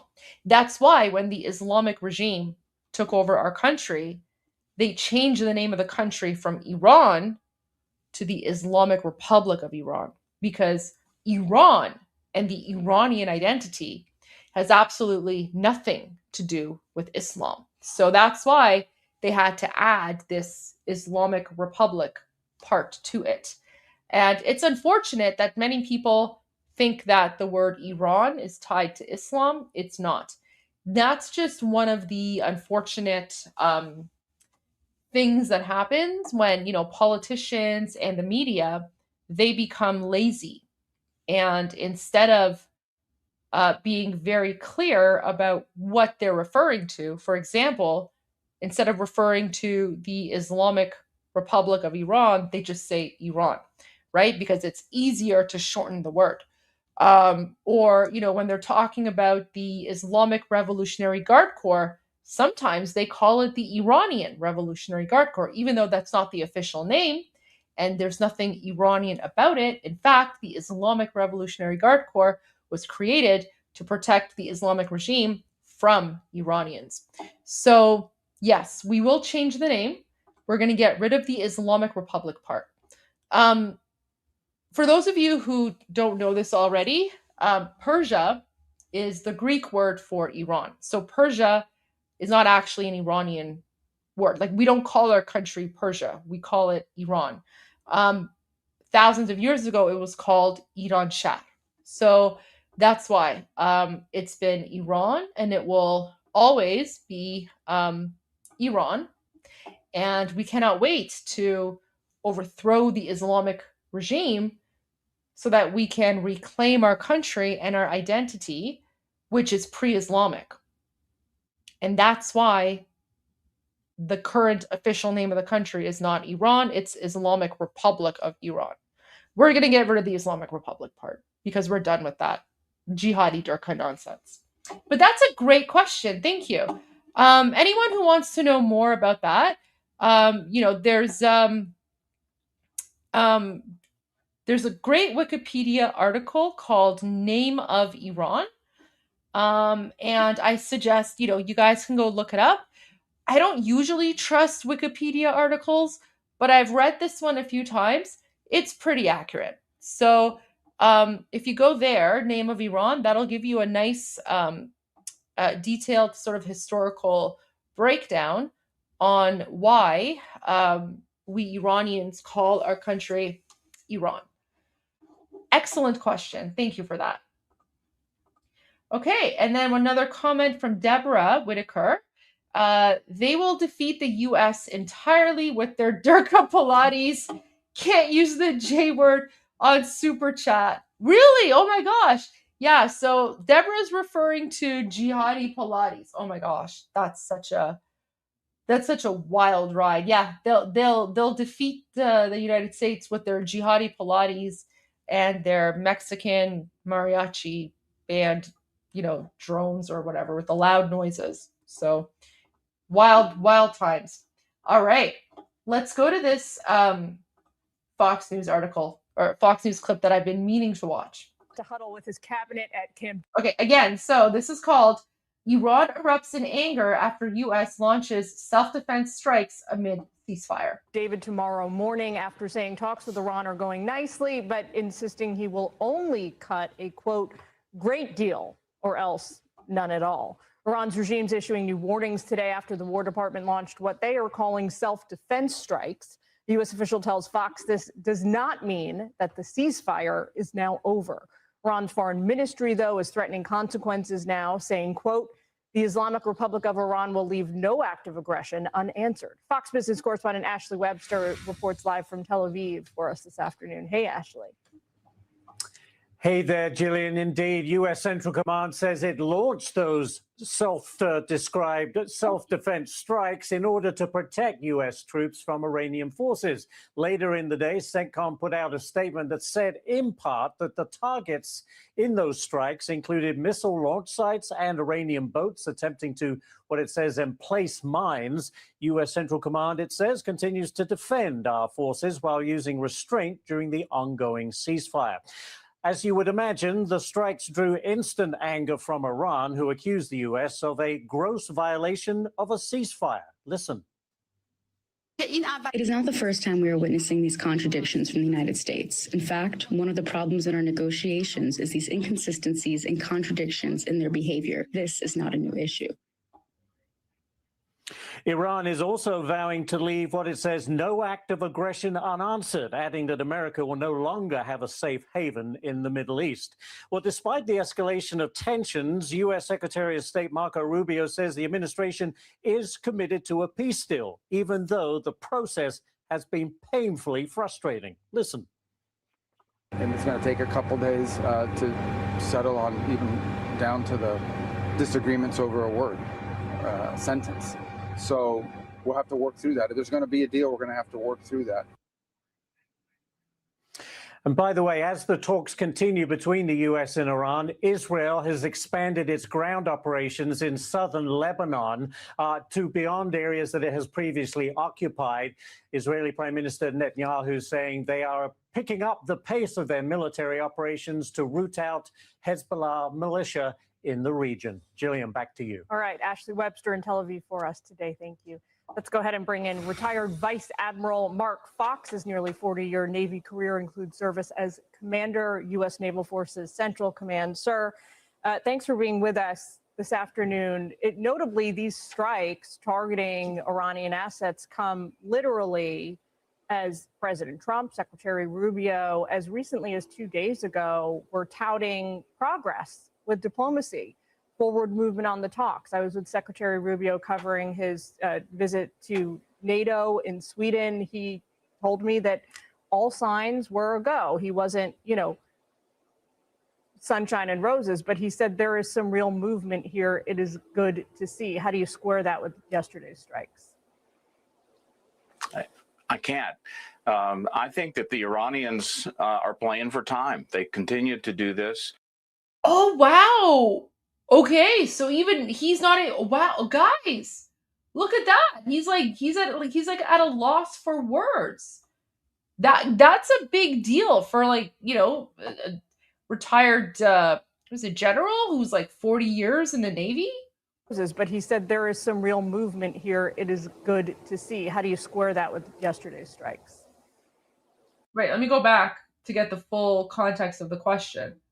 Forces Central Command. Sir, thanks for being with us this afternoon. Notably, these strikes targeting Iranian assets come literally as President Trump, Secretary Rubio, as recently as 2 days ago, were touting progress with diplomacy, forward movement on the talks. I was with Secretary Rubio covering his visit to NATO in Sweden. He told me that all signs were a go. Guys, so I'm trying to pay better attention to Rumble super chats. Wow, guys, I literally just noticed something on the Rumble super chat. So when you guys send a Rumble like a Rumble rant, it doesn't even show up on like my comments here cuz I'm looking at like my live stream of comments. I see all of the other comments from Rumble, but I don't see the Rumble rant. This is like some API or like some issue or something. Okay, but let's go to this Rumble rant from Tulkor. I have to share my screen. So it's going to get weird, guys, because it's now going to go into like a loop here. But Tulkor says, I can say jihadi Pilates on Rumble. I think it's about time you YouTube folks watch Goldie on the real free speech platform. Thank you for the Rumble rant. And yeah, I mean, I have all platforms available, so definitely Rumble is easier to, like, Rumble does not censor. All right, I need to stop sharing the screen now because we're getting into like the weird loop. But thank you, Tolkor. I know it's like an Inception thing, guys. It was Goldieception. Goldieception. Okay, but we're back. We're out of the loop now. We're out of the loop. All right, let's continue.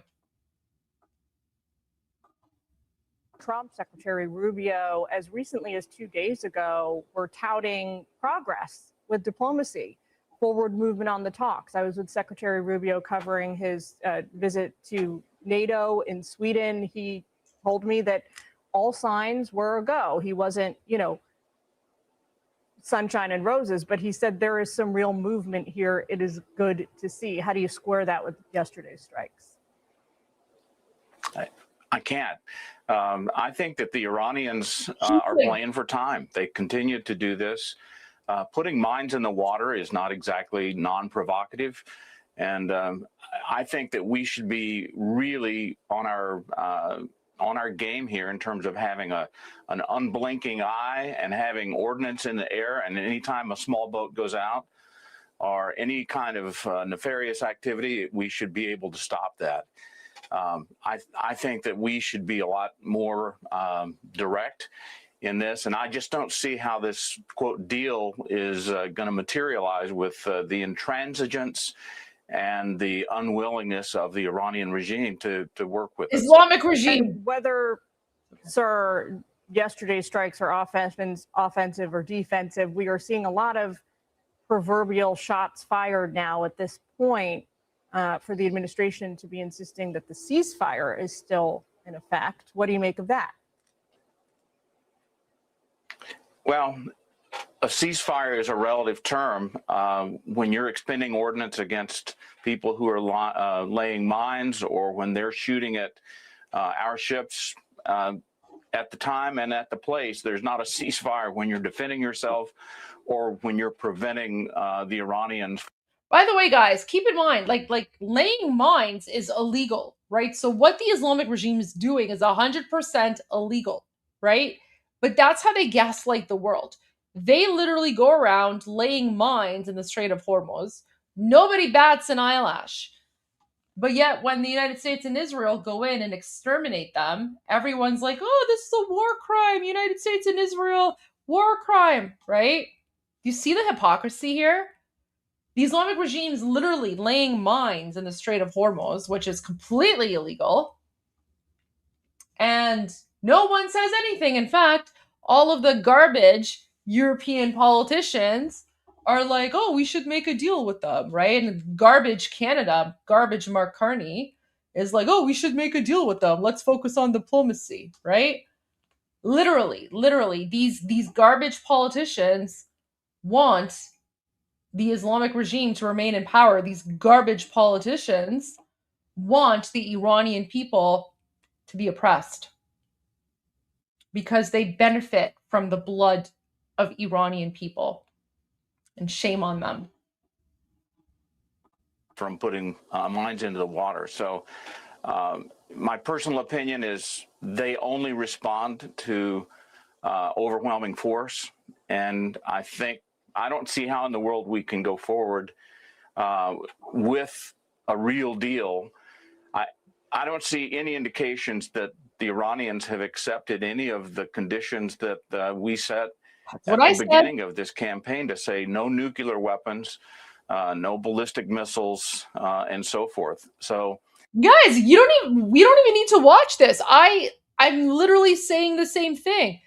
Guys, you don't even need to watch mainstream media anymore, because I already explained all of this earlier in my live when we began. But it's, you know what? It's good to know. It's good to know that, this is the same messaging and the same narrative, right? But that's important. Those 5 conditions have not been met, right? And that's what he's talking about. I like this guy. We'll just have to see how it plays out and stay on guard. General Jack Keane appears to agree with your perspective, at least in terms of the regime responding only to overwhelming force. Here he is in our air earlier today. Get your reaction. The regime is intact. The hardliners are in control. They're all about recovery now. And they want to, I'm sure inside their circles, they haven't changed their goals one bit. They still want to be a nuclear power at some point. They're going to deny they're interested in it. They want to try to recover their ballistic missile programs. We got to put together a deal that stops them from doing that. The leverage of reattack, I don't think, is anywhere near as strong as it once was. What do you say to that, Admiral? He and I are on the same page. I see it pretty much exactly the same way. What do you make about the president's comments the other day that on Truth Social seemed to allude to the idea that this so-called nuclear dust, this is Iran's stockpiles of enriched uranium, are going to be dealt with, and that they were making headway with the Iranians in terms of agreeing to how to handle that going forward? That nuclear dust in many ways at the heart of all of this. Yeah, I don't see the Iranians being cooperative. I don't see them being willing to negotiate in good faith, truthfully. So I think that I'm so glad that he's saying that, because this is the reality people need to understand. And it's not the Iranians, it's the Islamic regime. The reason that the Islamic regime will never, ever negotiate in good faith is because their Islamic revolutionary jihadi Durkha ideology, right, has basically said and demands of them to say and do anything in order to protect their revolution and to keep it alive. Because you have to remember, the revolution in their minds isn't over. Their garbage Islamic revolution began in 1979 with the occupation of Iran. But that revolution is still ongoing because their whole mandate is to take over the entire world, literally. So as long as Israel, United States, all these Western European, as long as a single country exists that is not under their control, the revolution is ongoing, right? You know, people think about the concept of a revolution as, you know, something that was within a certain time frame. Not with the Islamic regime. The revolution in their 7th century inbred Durkha jihadi minds, the revolution is ongoing. And part of their responsibility is to export their revolution. That's why you're seeing all of this unrest in the Middle East. That's why you're seeing all of these terrorists mass migrating to Europe, to Canada, to Australia, and to the United States. They're exporting their revolution. All of this instability that you're seeing in Western countries, that's them exporting their revolution, funding this revolution. And it will never end. Their revolution will not end until one of two things happens. One, either they succeed and take over the entire world, or two, they're eradicated like the cancerous tumor that they are. That's it. There's literally no other way. There's no other way. And I'm glad that this gentleman, I think his last name is Fox, retired admiral, I believe, he's calling it out, and he's absolutely right. Willing to negotiate in good faith, truthfully. So I think that we need to back up our position with a military campaign that continues what we had going before. I just don't see a way forward. This is a generational opportunity. We've got to find a way here to complete this our objectives. All right, Admiral, thank you for taking time with us today. Great to speak with you as always. Right now. Yeah, to the troll in the comments that said that they should just be atomic bombed, I banned you. That kind of language is not appropriate. I'm not a warmonger. This is what a lot of low IQ people, or maybe just the trolls, don't understand. I'm not a warmonger. No rational, sane, logical person wants war. But the reality is that after 47 years of Iranian people trying to overthrow the Islamic regime, and every single time they've been gunned down, murdered, tortured, raped, executed, hanged, the Islamic regime slaughtered over 40,000 innocent, unarmed Iranians in 2 days alone. The number is much higher, by the way, but we know it's at a minimum 40,000. We know that the only way to free ourselves is by destroying them. That's it. There's no other way, because we're dealing with this savage 7th century Islamic jihadi ideology. They're not rational actors. So the reason we're at this point is because we have tried and we have exhausted every other avenue. I want to end tonight's live stream with this one final post. And Cameron Hansarinia, who is one of the top advisors to His Royal Highness, King Reza Pahlavi, the Shah of Iran, pretty much, one of his right-hand men, goes everywhere with him. So in all of the videos and all the interviews, everywhere that His Royal Highness is, Cameron is there by his side. And he is one of King Reza Pahlavi's most loyal and trusted people. And we all have a lot of respect for him. Great guy, very, very intelligent, very smart, very hardworking. I've had, the pleasure of meeting him and speaking with him several times. So he was on Sunday Morning Futures with Maria Bartiromo. And I have been wanting to watch this clip, but I wanted to watch it with you guys. So let's see what Cameron is saying. And keep in mind, Sunday Morning Futures is one of those shows that President Trump always watches, which means there's a very, very high likelihood that President Trump has seen this clip and knows what's going on. So let's watch this together.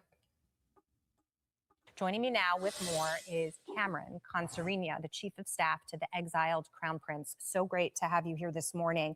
I want to get your reaction to the headlines that we're receiving. That's not Maria Bartiromo. That's the other. Oh, I guess she was filling in. Guys, she's Iranian. Did you know that? I think her name is Jacqueline or something. I forget her name. I've done an interview with her before. She's Iranian. Oh, that's super cool. All right, okay, let's watch. Joining me now with more is Cameron Hansarinia, the Chief of Staff to the exiled Crown Prince. So great to have you here this morning. I want to get your reaction to the headlines that we're receiving that President Trump has been working into the evening and that he's near finalization on a peace deal with whatever is left of the Iranian regime. Obviously, this is very, very personal for you. And I know that you've been wanting to see a transition in Iran, an opportunity for the people to rise up and take their country back after 47 years of oppression. Do you think, with the framework of this deal, that day will come? Well, Jackie, it's good to be with you. First of all, we don't know the specifics of the deal yet. I think before any of us jumps to conclusions, we need to see what is proposed, what are the specific components of it. And you say this is personal. That's true. It's not just personal for me. It's personal for 40,000 Iranians who were slaughtered on the evening of January 8th and 9th. It's personal for their families. Today on Memorial Day weekend, it's personal for the families of U.S. soldiers who, for the past 47 years, hundreds, if not thousands, have been murdered at the hands of the Islamic Republic, of its terrorist proxies. So this is something that, of course, all of us are watching closely. The people in the country with whom we speak on a daily basis, frankly, are nervous. They're nervous that their regime, which has held them hostage for 47 years, might be thrown a lifeline yet again. They came to the streets to fight for their freedom. They'll stop at nothing short of complete freedom. Iran, as President Trump has said himself many times, is a country with a long and a great history, 2,500 years of civilization. And so this criminal regime that's occupying the country does not represent the people of Iran, doesn't have the legitimacy to negotiate on their behalf. And even if a deal is reached, it will not allow the regime to survive for the one important reason that the people of Iran do not accept this regime. So we'll see what's in the specifics, what's in the details. What I think is important to remember is that this regime will not abide by anything it agrees to. It's proven that for 47 years. They'll lie, they'll cheat, and they'll steal to get what they want, to stay in power, to continue to murder Iranians and, unfortunately, Americans. Yeah, one thing the president has emphasized is that the nuclear program must stop, that the nuclear dust, the enriched uranium, must be seized and removed out of Iran. He's used an economic campaign as well as military campaigns to put maximum pressure on what is left of this regime. Do you think that he's got them to the breaking point?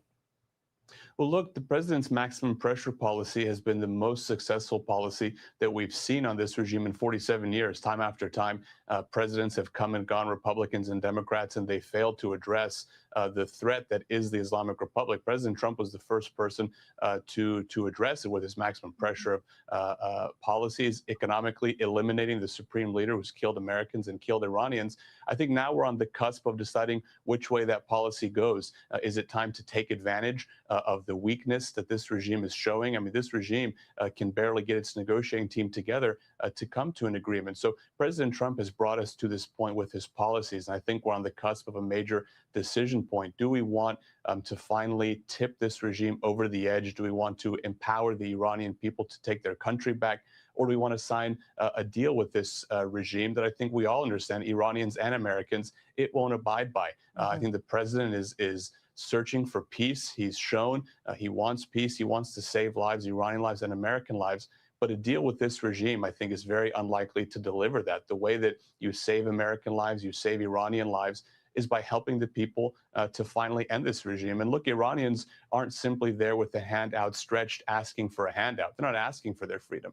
You know, this week on Memorial Day weekend, we remember all those who have died for America's freedom. And tens of thousands of Iranians have given their lives for freedom. They're fighting. They're not just asking for it. Of course, if the United States helps, if it pressures the regime, if it empowers them, Iranians will get there more quickly at a lower cost.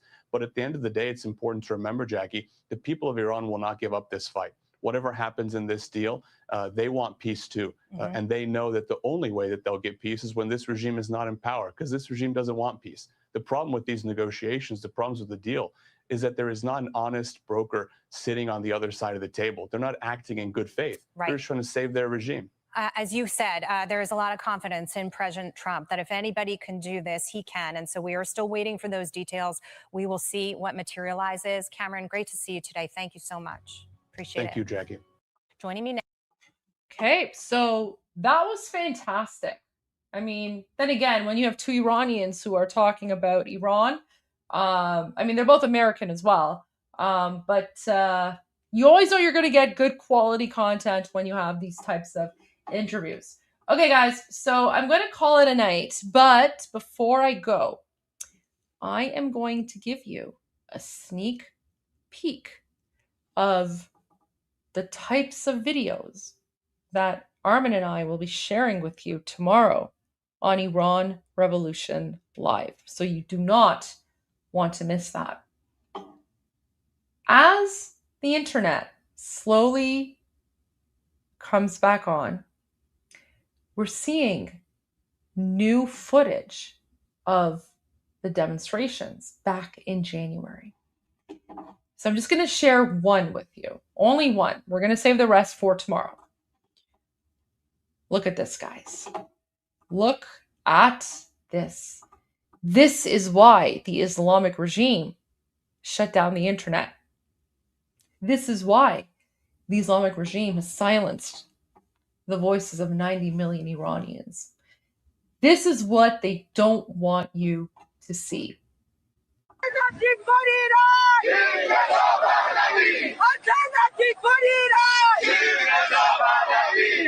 Guys, these are Iranians inside of occupied Iran, and they're chanting in English, by the way. They're chanting in English. Why? Because they're sending a message to you. They're sending a message to the outside world.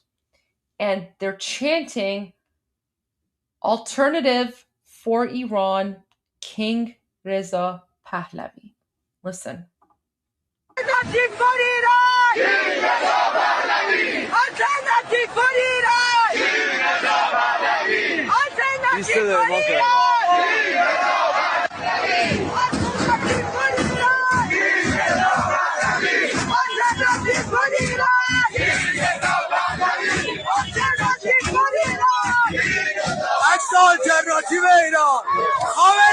Like they're holding a picture of the Shah, and let's see what he says.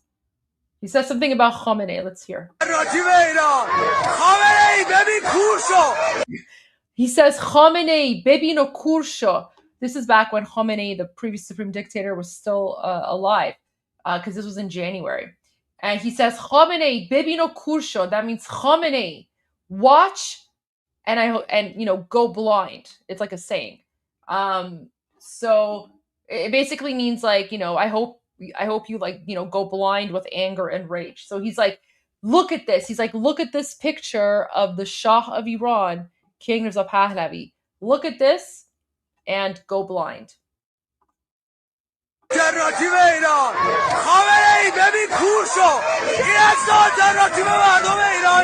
He's like, this is the alternative of the people of Iran. And then now they're chanting Javid Shah.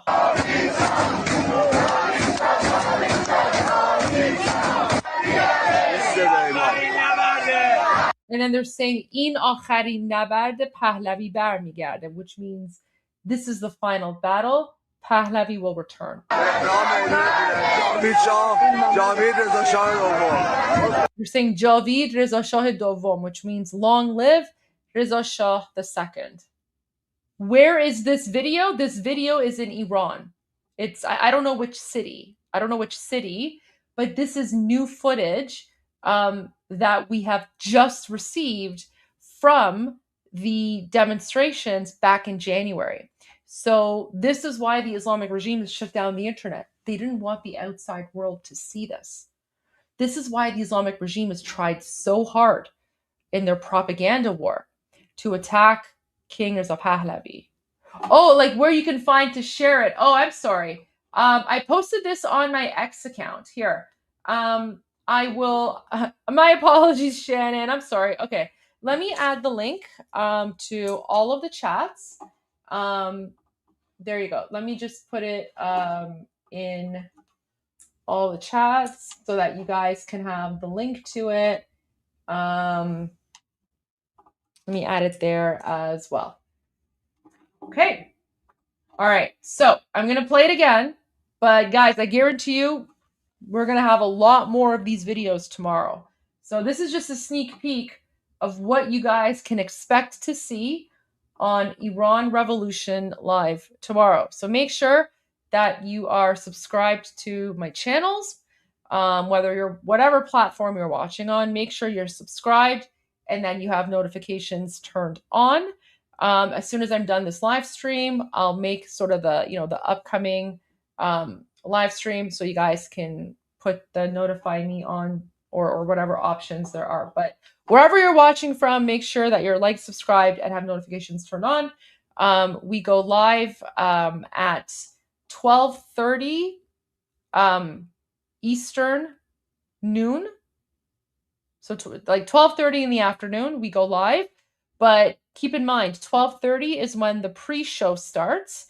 The actual show will begin at 1 p.m. Eastern time. So, feel free to come in earlier. We always have like a little half an hour pre-show that we do. But yeah, all right, I'm going to play this and then I'm going to call it a night.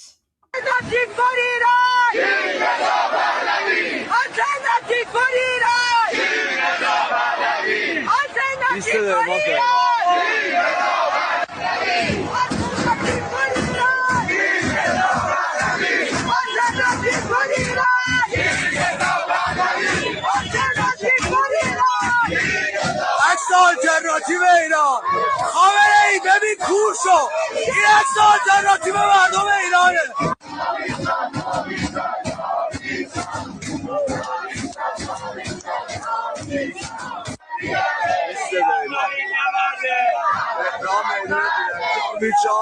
جاوید رضا شاه دوم.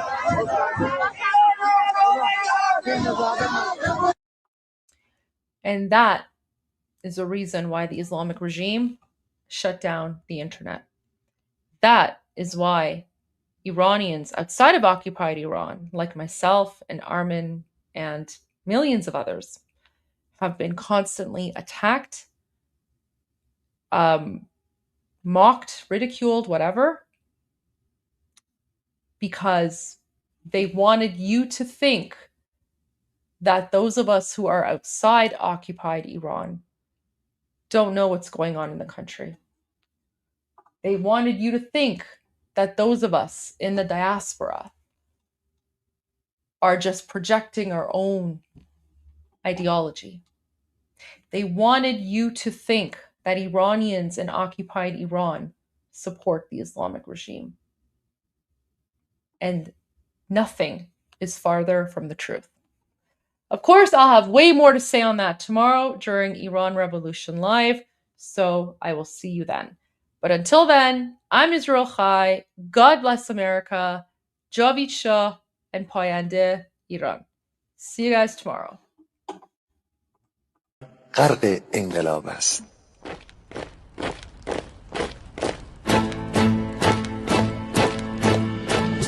کشور ما، تاریخ ما درسی دگر فرا گرفته، گویی اهورا مستا دوباره در نور خود مرا گرفته. اکنون سرودی سر میدهم باز فارغ از رنج و تشویش. ایران غرق انقلاب است، به پیش به پیش به پیش. ایران غرق انقلاب است، به پیش به پیش به پیش. هن ای پدر، هن ای پسر، برخیز و باماش و همگاه، تا درد آن تجربه تلخ ما را نکشیده در آب. بگذار هر دم بغرند گرگ‌ها دم لباس میش. ایران غرق انقلاب است، به پیش به پیش به پیش. ایران غرق انقلاب است، به پیش به پیش به پیش. ای کارگر، ای برزگر، راحت کنون ادامه دارد در این زمان که پرتو یزدان از هر سو بر تو میبارد. پس پیش به سوی آزادی از بحر خزر تا کیش. ایران غرق انقلاب است، به پیش به پیش به پیش. ایران غرق انقلاب است، به پیش به پیش به پیش. خلق‌ها به پا بهر دفاع از استقلال و آزادی، تا بشکنیم پشت ارتجاع تیریزی ویران آبادی. تا زنده سازیم سنت‌های می از هر آیین و کیش. ایران غرق انقلاب است، به پیش به پیش به پیش. ایران غرق انقلاب است، به پیش به پیش به پیش. با امید روزی که تمام این دلبشو و انقلاب تموم بشه و ما در روشنایی، نور و سعادت مردم کشورمون غرق بشیم. نه خارجی، نه بیگانه، نه مستشارهای ویرانی، نه چیر خاران، نه کاسه لیسان، فقط هم رزمان ایرانی.